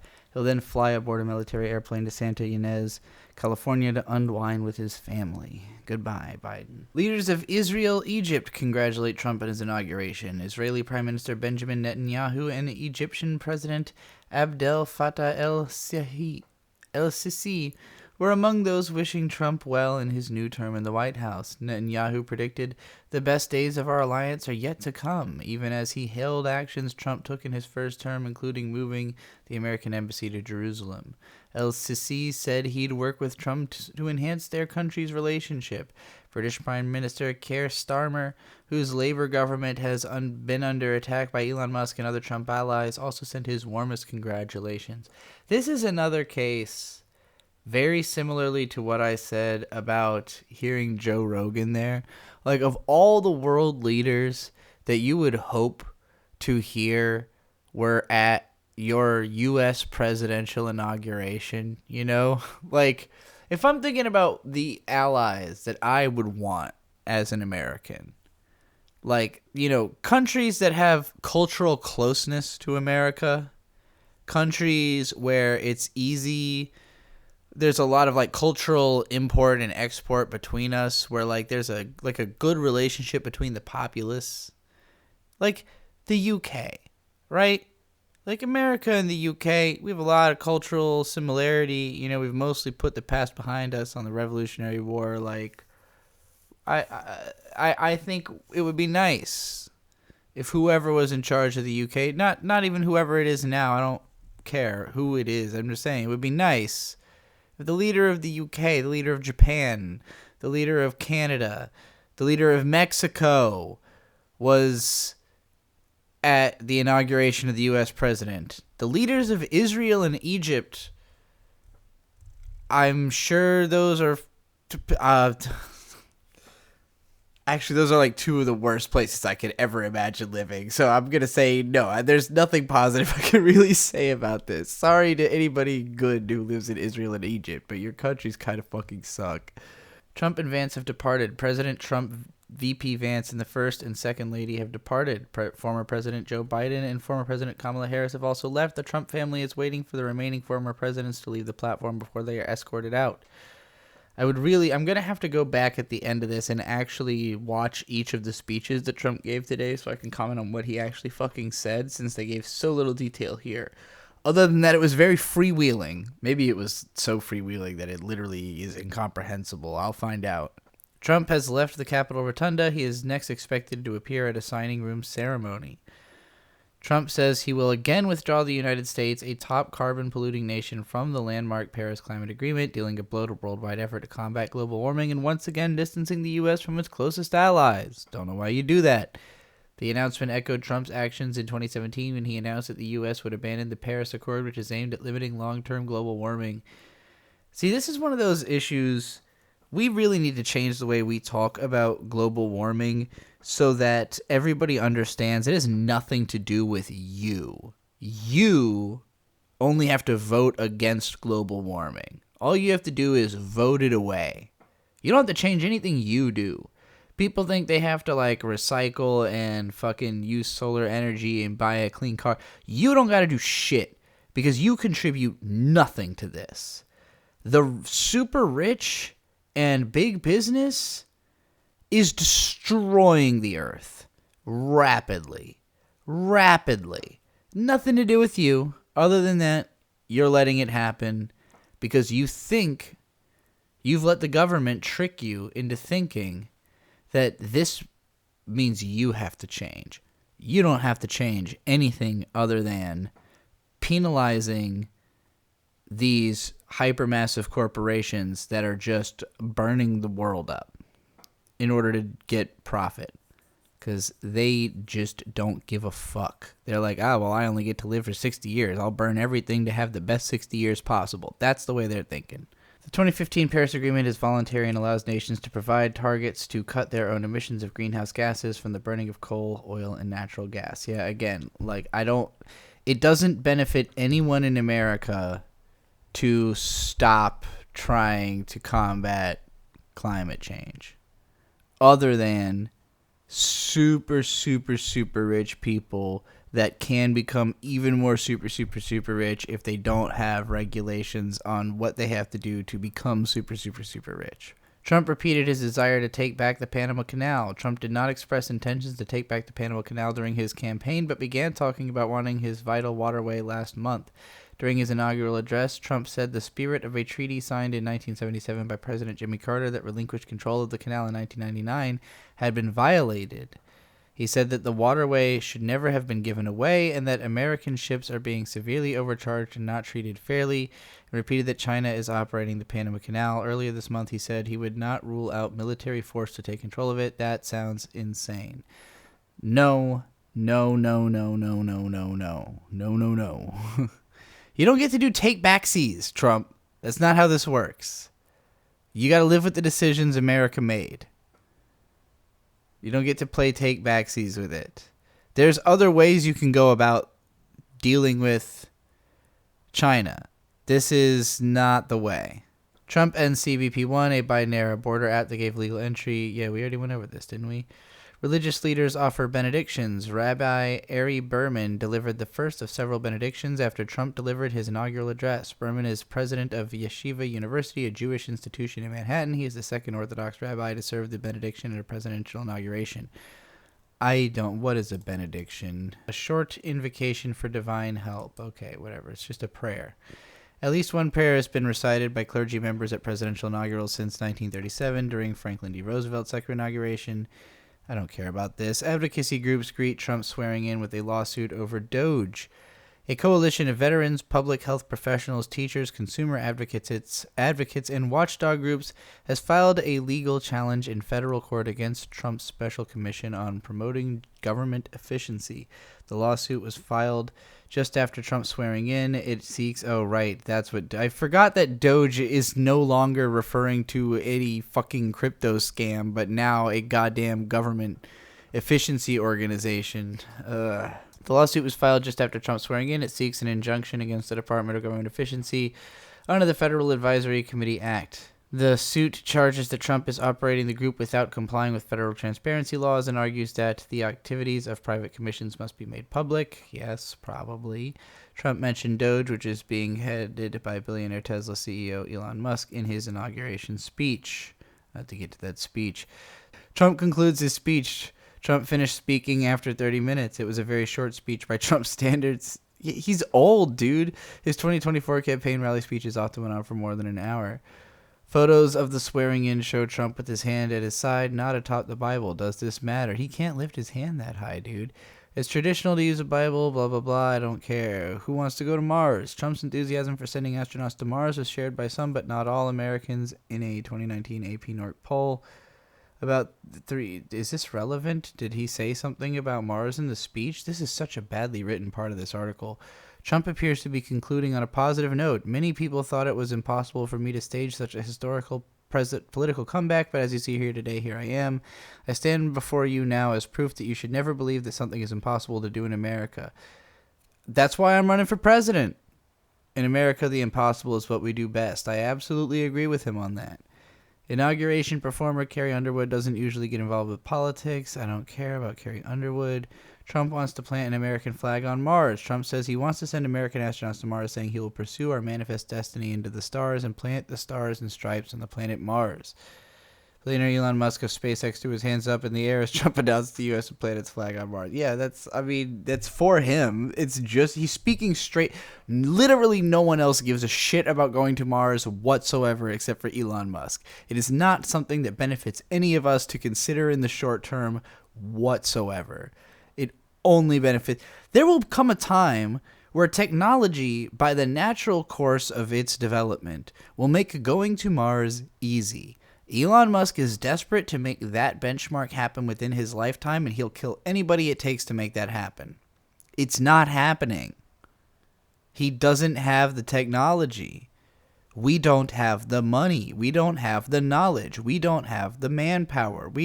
Unless we dedicated everything to this one thing. And again, that's just going to burn a huge segment of the populace that needs the money. This is not about rushing recklessly to the future at the cost of the present. It's about making the present better. Trump's plans for reshaping American asylum. Trump said all illegal entry will immediately be halted. How the fuck are you going to do that? Few details on how he will achieve that. He said he would end the practice of releasing migrants in the United States to pursue asylum, known as catch and release, but didn't say how he would pay for the enormous cost of detention. Part of his plan relies on resuming the Remain in Mexico policy to make asylum seekers wait in Mexico for hearings in U.S. immigration court, a hallmark of his first term. The Mexican government has agreed, signaling perhaps one of the most concrete and immediate changes that will be seen at the border. Trump said little about his plans for mass deportation, saying only that he would deport millions and millions of criminal aliens. I don't believe him. I mean, it remains to be seen. I will comment on this as it transpires. There's a lot of stuff to be worried about. I'm not saying not to be worried about it. I can rate his statements as obviously nonsense and like bad ideas. I don't know how that manifests in any real way until I actually see what the plan is. So then I can really go in on the plan. There's more than one split screen in Washington on Monday. The Reverend Al Sharpton and other black leaders led a standing room only congregation in a passionate and political Martin Luther King Day as Trump was being sworn in. The timing was no accident. We want people to see the tale of two cities in one, Sharpton cried as Trump was being inaugurated at the Capitol. Sharpton introduced Corey Wise, one of the falsely accused Central Park 5 black defendants whose execution Trump had lobbied for, to cheers from the crowd and rattled off a series of actions he said Trump had taken against black Americans and civil rights. We will fight the next 4 years no matter what he says, Sharpton said. Everything that Dr. King stood for is at risk with this president, this Congress, Sharpton said. Yeah, that's probably true. Not so record inflation. Trump vowed to defeat what was record inflation. Inflation peaked at 9.1% in June 2022 after rising steadily in the first 17 months of Biden's presidency from a low of 0.1% in May 2020. Most recent data shows that as of December it has fallen to 2.9%, but other historical periods have seen higher inflation, such as a more than 14% rate in 1980, according to the Federal Reserve.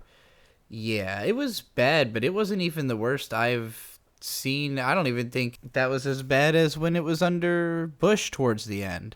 Like, inflation was getting really bad late Bush, early Obama. I remember shit was just expensive. And then under Obama, there was like a slow, steady correction towards making things literally cheaper, which I didn't even think was something that economically was supposed to be possible. Trump's promised day one executive orders. Here are a few of the executive orders Trump says he plans to issue on his first day. 1. Several on immigration, including declaring a national emergency at southern border, reinstating the Remain in Mexico policy, and sending troops to the southern border. Troops? From what? What does troops mean? These vagaries are so obnoxious. Seeking a broad government effort to reduce inflation and reduce prices. Yet again, vague. Declaring a national energy emergency and allowing for more energy production. So he's saying we don't have enough energy and we need more energy. I assume that's code for what we've been describing as drill baby drill. That's such an odd phrasing. A national energy emergency. Ending what he has called an electric vehicle mandate, Trump repeats unfounded immigration claim at the crux of his campaign. What is the electric vehicle mandate he's talking about ending? Also, I thought his boy Elon loved electric vehicles. In his inaugural address, Trump repeated a line he usually brought up during his campaign, saying that immigrants arriving in the country illegally come from prisons and mental institutions. There is no evidence countries are sending their criminals or mentally ill across the border. That's definitely not the case. Motherfuckers are just running for it, man. They're just going for it. They're just going, hey, I gotta get the fuck over there. Trump's inauguration address echoes his rally speeches. The speech Trump is delivering sounds a lot like his rally speeches, with plenty of grievance, including references to those who tried to, quote, take my freedom and the weaponization of our Justice Department. Trump, after leaving office, became the first former president to be indicted, convicted, and sentenced, but he has long tried to cast his many investigations as politically motivated.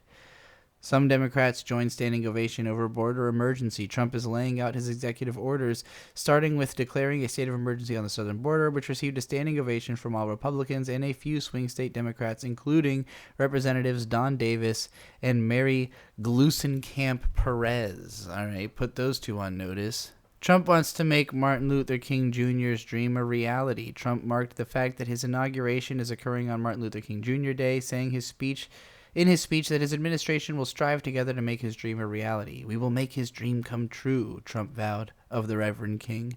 Well, that's... sure. Cool.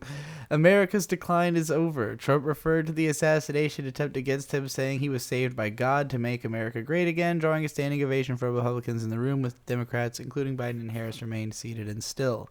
Trump said the election has given him a mandate to completely and totally reverse a horrible betrayal he says has taken place, and to give the people back their faith, their wealth, their democracy, and indeed their freedom. From this moment on, America's decline is over. That sure would be nice.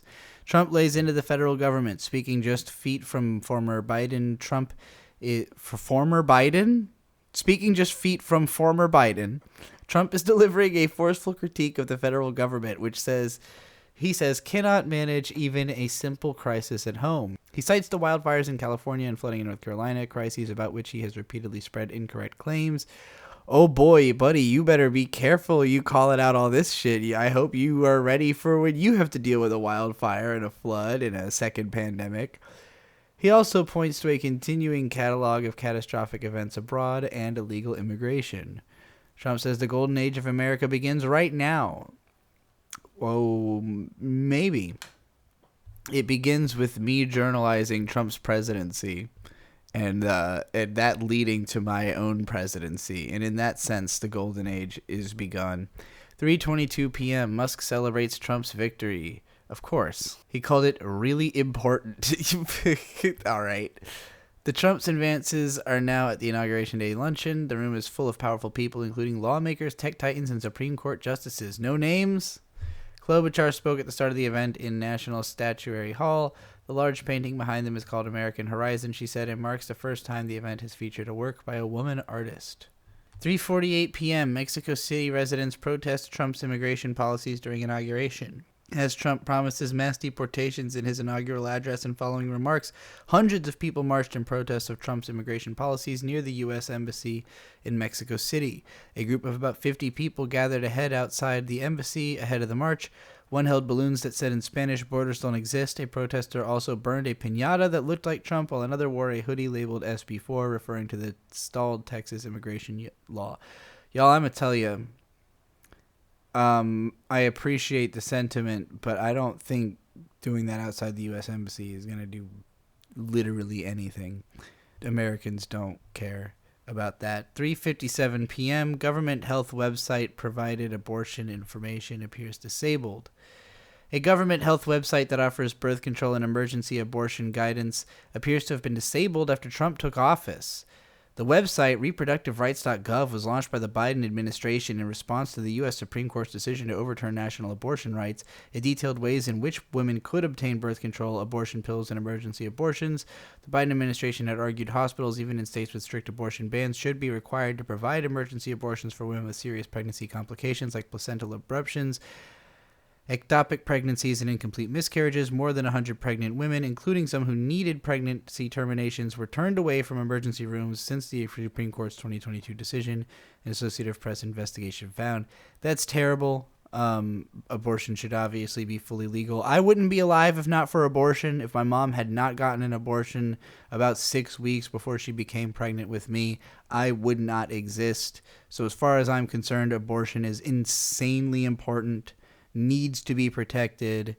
People are not even fucking thinking when they talk about reasons not to have it. They're just not thinking. 4:17 p.m. A wave of Trump-demanded departures hits senior leadership at the State Department. A large number of senior career diplomats who served in politically appointed leadership positions at the State Department have left their posts at the demand of the incoming Trump administration, which plans to install its own people in those positions, according to current and outgoing U.S. officials.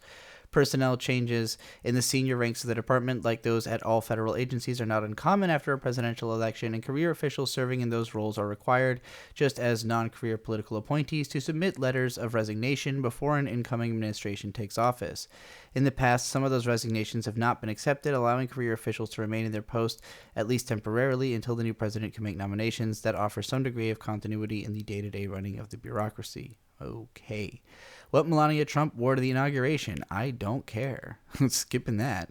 Trump orders U.S. flags to be lowered again for Carter after inauguration. Yeah, obviously.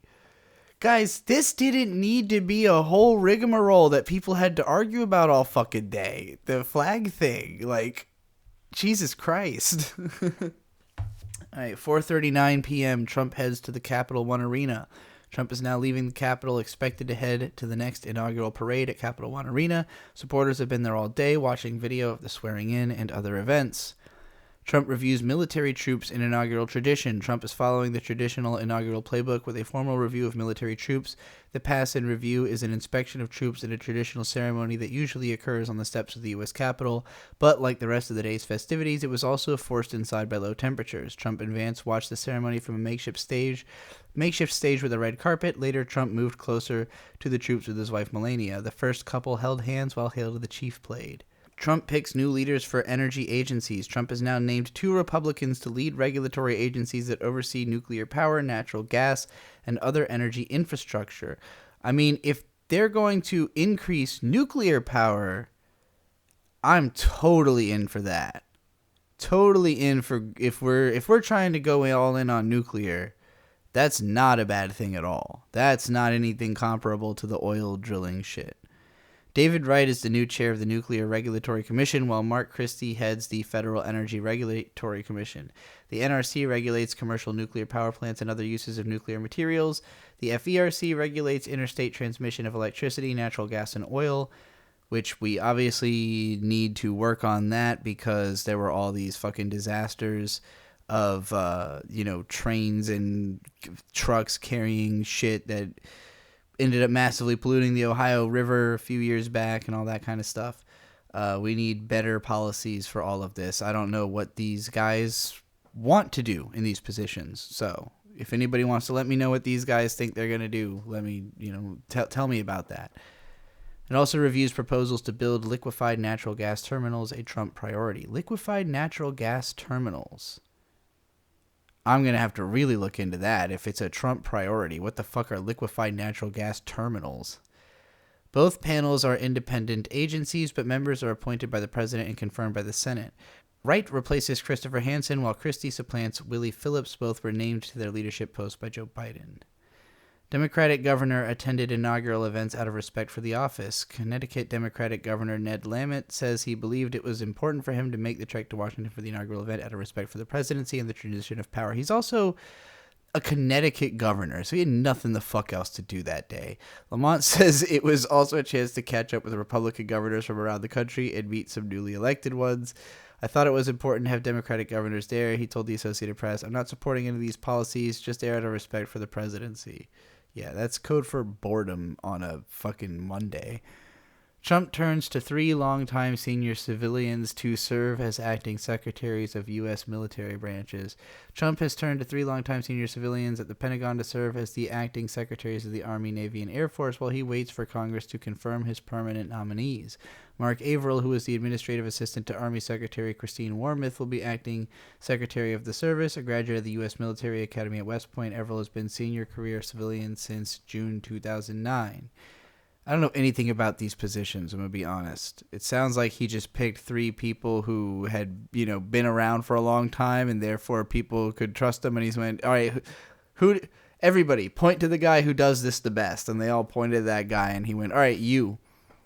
Terrence Emmert, who has been the Principal Deputy Chief Technology Officer for Mission Capabilities, will be the acting Navy Secretary. He'll be in the Navy as an aviator and has broad experience in research and testing.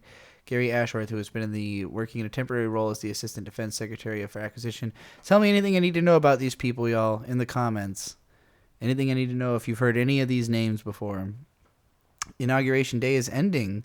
Trump is shaking hands, posing for photos, and chatting as he prepares to make his way out of National Statuary Hall. Oh my God, y'all, it's only 4:39. 5:04 p.m. Deep partisan divisions were evident in media coverage of inauguration. Presidential inaugurals frequently symbolize what binds Americans, a quadrennial celebration of a peaceful transition of power. Yet the nation's political divisions were hard not to notice in media coverage of the event. On NBC News, historian John Meacham called Trump's inaugural the most partisan address he can remember. Well, I don't care what that guy thinks. 5:17 p.m., President of Mexico congratulates Trump. Mexican President Claudia Sheinbaum congratulated Trump, saying on the social platform X that as neighbors and commercial partners, dialogue, respect, and cooperation will always be the symbol of our relationship. Well, that's good. I want America to be friends with Mexico. I hope that doesn't come at the cost of the Mexican people, but I would like to be friends with the entity known as Mexico. 5:28 p.m. Detroit pastor who delivered inaugural benediction grabs attention, launches cryptocurrency. The Detroit pastor who led a benediction closing out Trump's inauguration heavily cited multiple iconic American texts, including the Declaration of Independence and patriotic songs. Most notably, the Reverend Lorenzo Sewell delivered, is he related to Thomas Sewell? Delivered a highly animated and nearly word-for-word recital of the Reverend Martin Luther King Jr.'s I Have a Dream speech as he closed out the audience in prayer. The homage garnered much attention, praise, and some criticism online for his spirited delivery.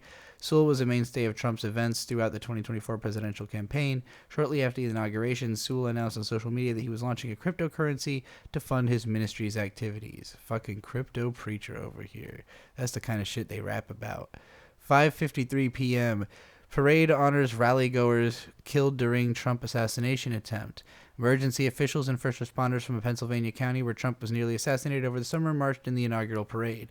Butler County first responders presented the colors and marched in a large U around the arena, carried the fire jacket of Corey Comparator, a rally-goer who was shot and killed during the attempt on Trump's life. Moment of silence held as well. Trump arrives at the Capital One Arena for the inaugural parade. He entered the arena via stairs in the stands that had him walking past his supporters who were close enough to touch him and pat him on the shoulder. A marked contrast from the Republican National Convention where Secret Service agents kept a wide aisle. Yeah, because he's like... he was just almost killed then. The indoor parade, attended by regular supporters, served as a visual contrast to the events of the Capitol. Trump took a red, white, and blue stage, stood and smiled, pumped his fist as cheers continued. Okay, I assume another speech happens here. 6:23 p.m. Parade includes students from Vance's High School and Trump's Military Academy. The inaugural parade included a nod to Trump and Vance's formative years. Students from the New York Military Academy marched in the parade. Trump's a 1964 graduate. Also participating were the marching band and cheerleaders from Ohio Middletown High School, where Vance graduated in 2003. 6:35 p.m. Families of Israeli hostages attend parade. Families of hostages from Israel attended the inauguration parade, including several with family members still in captivity and others whose loved ones have died. The family members took the stage, lining up to shake hands with Trump. Psyops from Israel. 6:51 p.m. Trump promises to pardon the J6 hostages. Trump announces he will pardon people charged in connection with the riot, calling them hostages while flanked by the families of people taken by hostages of Hamas as militants attack. Oh, Jesus Christ. Holy moly. Oh, God. I don't need none of that. 7:00 p.m. What Trump has signed orders on. 1. Halting 78 Biden-era executive actions. That's more than one thing. That's more than something that could be. That's 78 things, actually. Okay. A regulatory freeze preventing bureaucrats from issuing regulations until the Trump administration has full control of the government. 3. A freeze on all federal hiring except for military and a few other essential areas. 4. A requirement that federal workers return to full-time in-person work. 5. A directive to every department and agency to address the cost of living crisis. What does that? I need to hear that directive, because that's actually what the president should be doing. A directive to every department and agency to address the cost of living crisis. That is the president's actual job. So I need to hear that. Withdrawal from the Paris Climate Treaty. I'm not happy about that. A government order restoring freedom of speech and preventing censorship of free speech. I don't know what that means either, but that sounds good. What does it mean, though? Ending weaponization of government. What does that... Y'all, you can't just write that he signed orders on these incredibly vague things and not tell me what is the text of these orders. That's insane. Okay, 7:17 p.m. Trump returns to the White House. Trump has officially returned to the White House as president once again. He walked through the doors shortly after 7 p.m., joined by his wife, his son Barron, and his father-in-law. A closer look at Trump's executive action ordering federal employees back to work 5 days a week. Among the executive orders Trump signed with a flourish in front of a cheering crowd was one mandating that federal workers return to their offices 5 days a week. The move followed the new president's pledge to end the work-from-home culture that became common during the COVID-19 pandemic. Last month, at a news conference at his Mar-a-Lago club in Florida, Trump said he plans to dismiss federal employees who don't return to the office to comply with the order. I am okay with that. I do think government employees are trying to get away. Anybody who's like desperately trying to work from home is so they can do less work with less supervision. So I think government people being forced to work in a public way is probably healthy. A closer look at Trump's executive order on the federal hiring freeze. Trump has ordered a federal hiring freeze on his first day back in office, mirroring an action that he took at the start of his first term to try to reduce the size of government. The order suspends hiring for new positions and many open ones. It includes exceptions for posts related to national security and public safety, as well as the military. During his campaign, Trump pledged to dismantle the federal bureaucracy that he derided as the deep state. The order 8 years ago was indeed intended as temporary 90-day measure until federal budget officials, as well as those in charge of the government's personnel office, could devise a longer-term strategy for reducing the size of federal government, and it was effectively lifted in April. How long the latest freeze may last is less clear. It is a drastic step away from the Biden administration, which took steps to increase the federal workforce and give pay raises to many in its ranks. This is a weird one because obviously this is just so that Trump can control who gets hired and like create.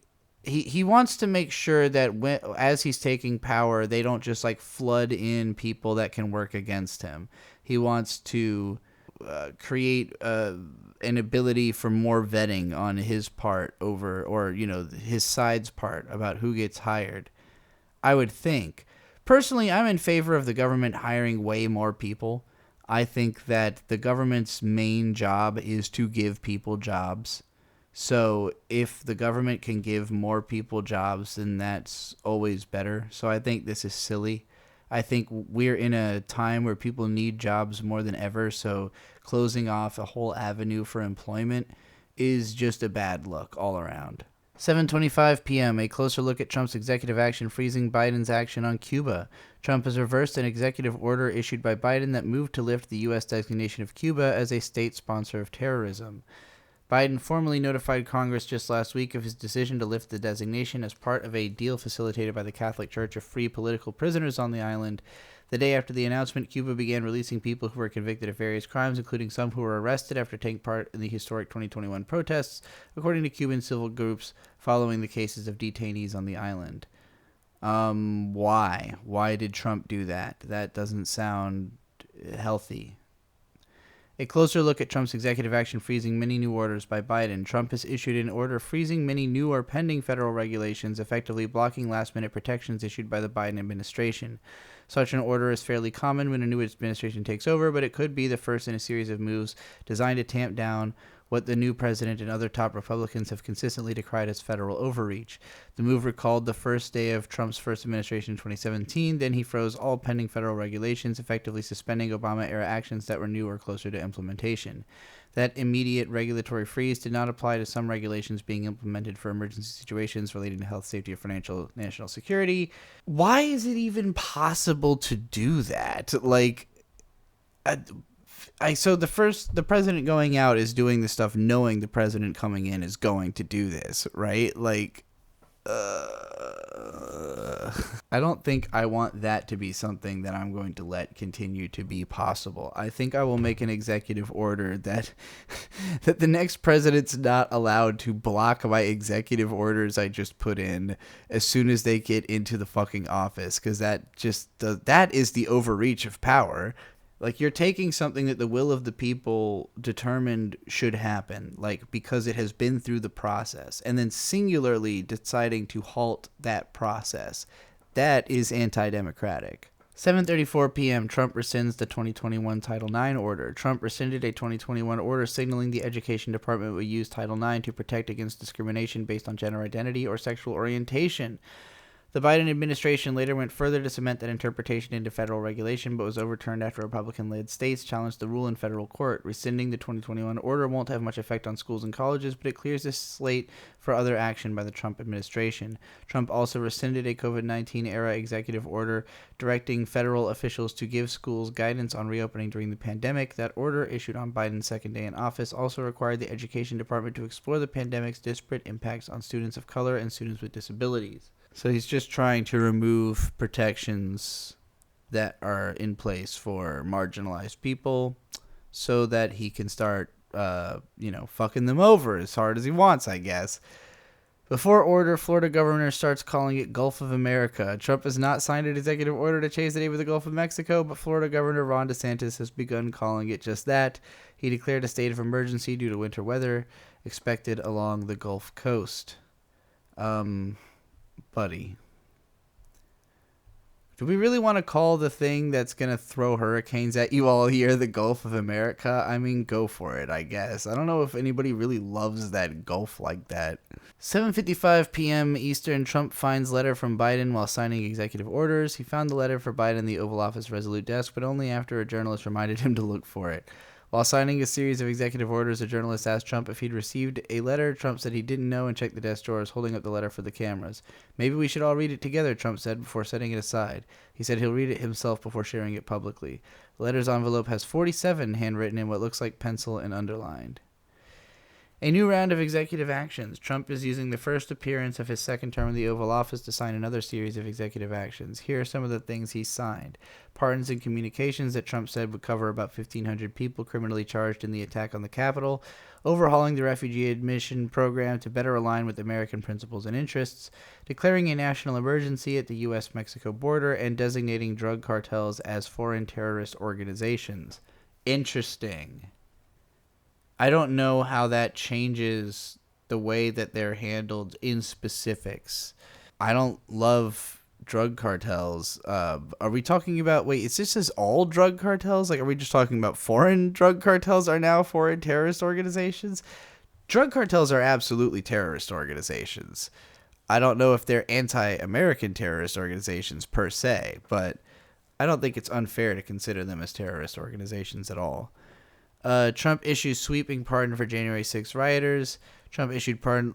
The reason I'm not talking about this too much is that the insurrection thing, I don't have it's so bizarre. It's hard to really comment on as though I think it's like I can't interpret what I think really happened there. But honestly, Americans being let out of prison is not something I'm going to sit here and complain about. That's the only reason I'm not saying anything about it. Trump makes his Oval Office debut after hours spent celebrating it's not his debut. New administration. Trump is making his first Oval Office appearance. Trump has pledged to sign a series of executive actions from behind the oval-shaped room's famous resolute desk. Those come after he signed an initial flurry at Capital One Arena in downtown Washington, where thousands of his supporters gathered to celebrate. Yeah, we know. We were just there. 8:15 p.m. We're pretty much at the end of the day. Trump says he'll talk to Russian President Vladimir Putin soon. Most people thought that war would have been over in 1 week, Trump said of Russia's nearly 3-year war on Ukraine. He added, I think he'd be very well off to end that war. Trump said that he thinks Ukrainian President Volodymyr Zelensky wants to make a deal to end the conflict. Sounds like they really don't want to be doing this now that Trump's president. It sounds like Trump has decided that this war isn't popular for America and he doesn't want it to be still going when he's president. I don't know how to. I can't offer opinion on the Russia-Ukraine conflict because I'm not Russian or Ukrainian and I don't know the truth. Trump says the U.S. should own half of TikTok. Trump says the United States as a country should own half of TikTok, which he estimated could be worth $1 trillion. I think the U.S. should be entitled to get half of TikTok, and congratulations, TikTok has a good partner, and that would be worth, could be $500 billion, Trump says. The president was speaking about the social platform with a China-based owner as he was signing an order to keep TikTok open so that it can find a potential buyer and avoid being shut down on national security grounds. I don't know how he convinced TikTok to give him $500 billion. If that's a real thing, that sounds absurd. That doesn't sound real. The president was speaking about it. Yeah, okay. I'll wait to comment on this until I find out whether or not America does in fact own half of TikTok and makes $500 billion off of it. Trump calls birthright citizenship ridiculous as he tries to end it. He says he favors legal immigration as he signed orders declaring a national emergency on the U.S. border with Mexico, suspending refugee resettlement, and ending automatic citizenship for anyone born in the United States. But you're born there. How can you not be a citizen of the country you're fucking born in? This is not a huge problem. There's not an army of pregnant women coming into the country to have a kid fucking within the first year of being there. That's not a huge issue. And it's also like severely underestimating how many people in America currently are citizens by birthright. So the implication of this to me is that if your parents are legal immigrants and they come to America, does their kid then have to pass like an immigration exam to get citizenship? Like, do you have to grow up and then pass it? If you're a naturalized American, how the fuck are you not a citizen? That doesn't make any sense. Trump acknowledged an imminent legal challenge to overturning birthright citizenship, which he enshrined in the U.S. Constitution since 1868. He said automatic citizenship was just ridiculous. He believes he was on good legal ground to change it. Shut the fuck up, you idiot. That's a big one. He bantered with reporters while signing an order declaring the border emergency. Trump said immigrant labor was needed for investment that he anticipates will accompany higher tariffs. I'm fine with legal immigration. I like it. We need people, he said. Trump executive order keeps TikTok online for now. President Donald Trump signed an executive order Monday to keep TikTok operating for 90 days, a relief to the social media platform's users, even as national security questions persist. TikTok's China-based parent was supposed to find a U.S. buyer or be banned on the previous Sunday. Trump's order would give them more time to find a buyer. I guess I have a warm spot for TikTok, Trump says. In other words, don't worry, guys. They have entered talks with me. Former President Joe Biden declined to enforce the bipartisan measure that he signed into law, while Trump has pledged to keep TikTok open after crediting it for helping his 2024 election victory. Trump's legal authority to preserve TikTok is unclear under the terms of the law recently upheld by the U.S. Supreme Court. Yeah, no, I never believed that TikTok was going to be deleted. He's putting 25% tariffs on Canada and Mexico, like for everything? Just all trade with Canada and Mexico, 25% more expensive? I don't know if Canada and Mexico can afford to not just pay more. So in a sense of like, if your mentality towards like what is the best way to run the country is like bully other countries into paying for your existence, then sure, this just seems. Why? What did Canada or Mexico do to need the 25% tariffs? Like, I don't know. I would have to really see a lot of math. I would have to see a lot of math to justify why it was costing us so much to allow trade with Canada and Mexico that we needed to increase tariffs on it. And that it's not just something he's doing because it's like an easy way to just scrape money off of your allies. No West Wing office for Musk. Trump says Elon Musk won't get a desk in the West Wing. The president made the comment while signing executive orders in the Oval Office. Trump has named Musk the Tesla CEO as the Department of Government Efficiency. Yeah, I know. Okay. That seems to be everything notated here on PBS. I don't know if that's because Trump's gone to bed or if they just simply haven't written the last update yet. But I'm going to now go and find those speeches that he gave and watch those and offer comments on those. All right.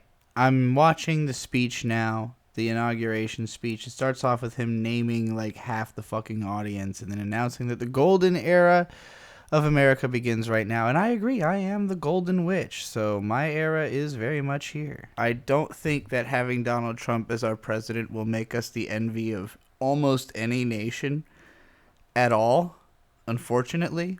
I like the sound of ending the vicious weaponization of the Justice Department in our government. That sounds like a good thing.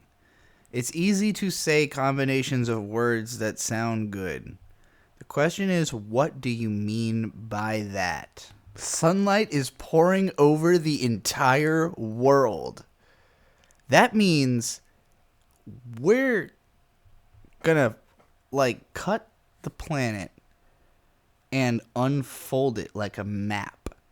Like, we're going to roll it out. Like, we're going to make flat Earth almost real. It won't be flat, but it'll be, like, flat on one side because we're going to tear it and we're going to, like, make a pancake out of it, you know? We're going to flatten Earth in such a way that the sun can shine on all parts of the planet at once. And the concept of night will be eradicated, finally. I'm sorry, I started thinking about the part in, like, Evangelion or in Daikon 4 where crosses or the cherry blossoms are covering the entire planet, like just the entire planet. Sunlight is engulfing the entire. It's a very poetic choice of phrase. It just happens to be nonsense, but it's art. It's artsy. I like the artsiness of it. That's true. Our government does confront a crisis of trust. Yeah. See, again, everything he's saying so far is like spiritually correct. But coming from him gives you pause because you want to know what he thinks needs to be done about these things. I guess citation needed on the illegal criminals being given asylum in America. I don't really know what he's talking about there. North Carolina, definitely an important state for the core Trump audience. Without even a token of defense is how he described the LA wildfire situation. Now, I've heard reports that LA has been handling it actually about as well as it could be besides having prevented it. Plenty could have been done to prevent it. Maybe not building houses in a place that burns down all the time. That would be my first step. But there's plenty that could have been done to make sure this wouldn't happen. But what I've heard is that the response has been not the worst. Now, granted, of course, this is rich people we're talking about. So, of course, they're going to get a better response than people living in rural goddamn North Carolina. But, you know, it seems like he's almost overblowing how badly things are being handled just so he could then step in and say, I'm going to do even better. And, like, that's the kind of thing that, yeah, sure, you could say that, but, like, if I see it, I'll be impressed. I have no reason to think you could do any better. You didn't do any better when you were president last time. He just called out the homeless people who are sitting in the audience right now. He just called out homeless billionaires in his audience. Is Ye there? This is definitely an interesting speech. It's not a lot like a lot of other Trump speeches I've heard. I mean, he's speaking similarly, but it's got an odd tonality to it. Now that he's won already, he's kind of trying to step in and just be like, all right, it's happening right now. I've turned this ship around and it's all good. Don't worry. It's basically the don't worry speech. Don't worry, I got this, is basically all he's saying in this speech. Whatever you're worried about, don't worry. I got this. I don't know if you got this, Trump. I don't know what you actually think you're doing. Besides giving speeches. Oh boy, Trump just tried to say he has been tested and challenged more than any president in our history. What about the ones who were successfully assassinated? What about the ones who had to fight wars on home turf in America? What about the ones who had to fight in world wars? Trump's trying to say that he has been tested and challenged more than any president in our history. He has had the cushiest fucking presidency imaginable. He spent half of it on a golf course. Alright, today's Liberation Day. I feel liberated from the expectation of having a good time for the next 4 years. Dramatic increases in support from every element of our society. I have not seen this. I have not seen this dramatic increase in Trump support in my purview. I have seen a nonstop doom spiral from everybody I know about how painful they think the next 4 years is going to be. I've seen people losing their shit with fear. I have not seen anybody with a sudden wellspring of Trump love in their heart. Your opponent was Kamala Harris. You can't really be that proud. I don't hate Donald Trump saying he's going to make Martin Luther King Jr.'s dream come true and end racism in America. That sounds like a good thing. What's his plan? J.D. Vance just looks perpetually fucking confused. He looks like he doesn't understand anything happening. Like he's confused why Trump is saying what he's saying. He's confused why he's there or what's happening. There is no emergency at the southern border. What is the meaning of declaring an emergency there? Like, what will that... Why is everybody standing up to clap for that? What is it? Why are they... Most of the room stood up to clap for him saying he's going to declare an emergency at the southern border. There's nothing happening at the southern border. What troops are you sending to the southern border? What are they going to... Who is there if not troops right now? Like, how would you describe the people who are on Border Patrol if not as troops? What do you mean by sending troops? Labeling cartels as terrorist organizations, like, again, I don't know how the labeling changes what you do with them. Like, if you just think calling it what it is will be more powerful, I don't know what it does. Okay, so that's the part where he's got the lie about the record inflation. So he thinks that the escalating price of energy caused the inflation rate. No. Absolutely not. Absolutely not. This whole energy emergency thing he's trying to declare, this is ridiculous. He's trying to say that he's going to fix the economy by drilling for more oil.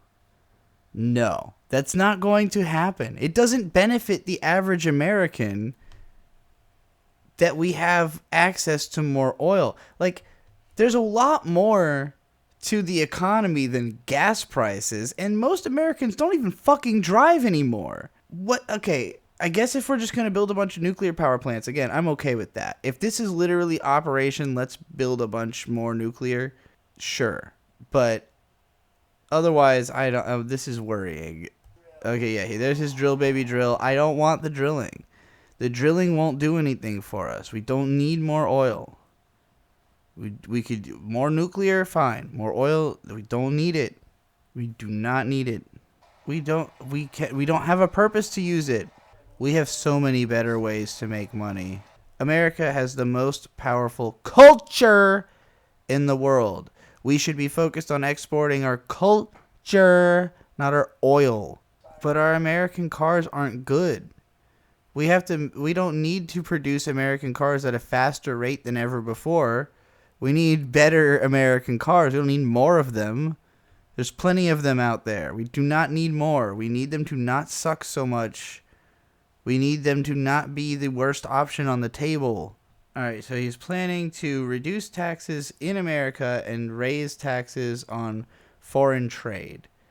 Again, I don't think that these countries can afford to, like, I don't think it'll benefit us in the long run because we're not going to make more money. They're just going to do less trade with us. Like, the margins are going to stay the same because only people who can afford to pay that extra percentage will do the trading.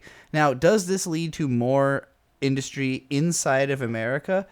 Possibly by lowering the taxes, but more likely, if it's lowering taxes on the high end and billionaires just make more money, they're just going to sap more money out of the rest of the poor people. If you're not explicitly taxing billionaires, you're fucking everybody else. We don't need foreign money. We need American product. We need things that are well made. We need things that endure. We need things that help people to build relationships and build life. We don't need foreign money pouring into the country. We don't even know what the fuck to spend it on. So we're not going to have any foreign shit that's actually good to buy. So, an executive order to immediately stop all government censorship. Does that include classified documentation? Like, does that include, like, are this a free Assange statement? Like, are we allowed to WikiLeak now? Like, what do you really mean? Most of this speech is literally Donald Trump saying, y'all motherfuckers are not sending me to prison. I will do everything in my power to make sure you motherfuckers don't send me to prison. If y'all motherfuckers think you're sending me to prison, I will send all of you to prison. So he said the government will no longer try to push race and gender into everything, and we will form a society that is colorblind and merit-based. Who judges the merit of whom? Also, colorblind, but we are colors. That's just not acknowledging reality.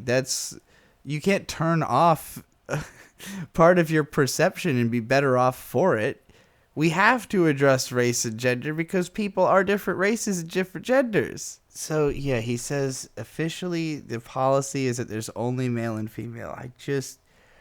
What does that mean? There was no policy to include other genders. There was nothing declaring otherwise. The only thing that would have been meaningful would be saying that the government recognizes non-binary identities. That would have been meaningful. Saying the government only recognizes two genders is just business as usual. It's not a statement. Full back pay. There's no way that's happening. No fucking way anybody's getting that back pay. Peacemaker and a unifier. Not doing a great job so far. President McKinley. I didn't even know we had a President McKinley. Okay, so he wants to change the name of the mountain because it will symbolically bring up the president that he's trying to invoke, who will help him justify his decision to try to just like jack the Panama Canal. I don't know why he thinks that anybody believes that that's something America's allowed to just do. Like, nobody on earth could you walk up to and say, like, hey, do you think that America is within their rights to just go take the Panama Canal? Nobody would say yes to that. Not one human. So why is that something he thinks he's just allowed to just say? Probably because he can, because America can just go do that. And he probably doesn't think anybody will stop him or give a fuck, and they probably won't, is the reality of it. I'm the only person who's going to sit here and raise a hand and go, that's a bad idea. But whatever.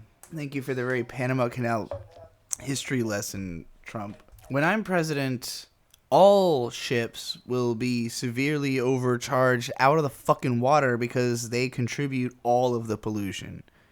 all of the global warming crisis is because of these giant ships that we're not regulating that are going through this canal.